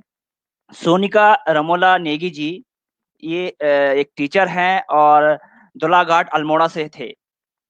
किरण शर्मा जी, ये समाज सेवा कर रहे हैं और काफ़ी टाइम से महिलाओं के ऊपर किस तरीके से गाँव में लोगों को समझा रहे हैं, एक प्रेरणा दे रहे हैं। डॉक्टर हिमांशु जी, ये जीटीबी के डॉक्टर हैं, जो हड्डियों के डॉक्टर हैं। और एक और हैं त्रिलोक नेगी, ये मशरूम की फार्मिंग करते हैं, ये अल्मोड़ा से हैं। तो इन लोगों को हम कोशिश करेंगे कि हम शाम को 8 बजे जोड़ पाएँ, अभी बहुत समय हो गया है। और सभी लोगों का बहुत बहुत धन्यवाद, खासकर उन लोगों ने जिन्होंने इस कार्यक्रम की शोभा बढ़ाई है। जैसे नरेंद्र रौठार जी का मैं बहुत बहुत धन्यवाद करना चाहता हूँ। उन्होंने इस कार्यक्रम को एक बहुत अच्छा कार्यक्रम बना दिया है। दूसरा, मैं उन सभी साथियों का जो इस कार्यक्रम में नहीं आ पाए, जैसे हमारे अध्यक्ष जो हमारे मंदिर से जुड़े हुए, वैसे मैं अध्यक्ष जी का भी धन्यवाद करता हूँ, दीवान सिंह रावत जी, समिति अध्यक्ष। श्री बसंता रावत जी, ये कोषाध्यक्ष जी हैं। श्री बलराम रावत जी, ये समिति के उपाध्यक्ष हैं। श्री रणजीत रावत जी, ये समिति के सचिव हैं। और श्री लाल सिंह रावत, ये मंदिर में पूजा कर रहे हैं। अभी एक और कोई है, मैं उनका नाम मुझे याद नहीं आ रहा है, वो भी मंदिर में अभी पुजारी के रूप में काम कर रहे हैं उधर। और एक है दलीप सिंह रावत, ये कोठा में पूजा करते हैं। इन सभी लोगों को सभी लोगों के लिए धन्यवाद। और ये नहीं आए, नेक्स्ट टाइम हम जरूर इन लोगों को साथ में लेके चलेंगे। और मैं जो हमारे साथ काम कर रहे हैं, हमारे वॉलेंटियर हैं, जैसे नरेश सिंह योगा टीचर हैं, अनूप रावत जी, जगमोहन पटवाल जी, राजेश सिंह जी, और भी है कई लोग जो हमसे जुड़े हुए हैं लगातार काम। जसवंत सिंह रावत, ये मरवान बाकली के हैं। और इन सभी लोगों का बहुत बहुत धन्यवाद। एक बार सभी लोगों का बहुत बहुत धन्यवाद। हम फिर जल्दी से मुलाकात करेंगे नए कॉन्फ्रेंस के लिए। बहुत बहुत धन्यवाद।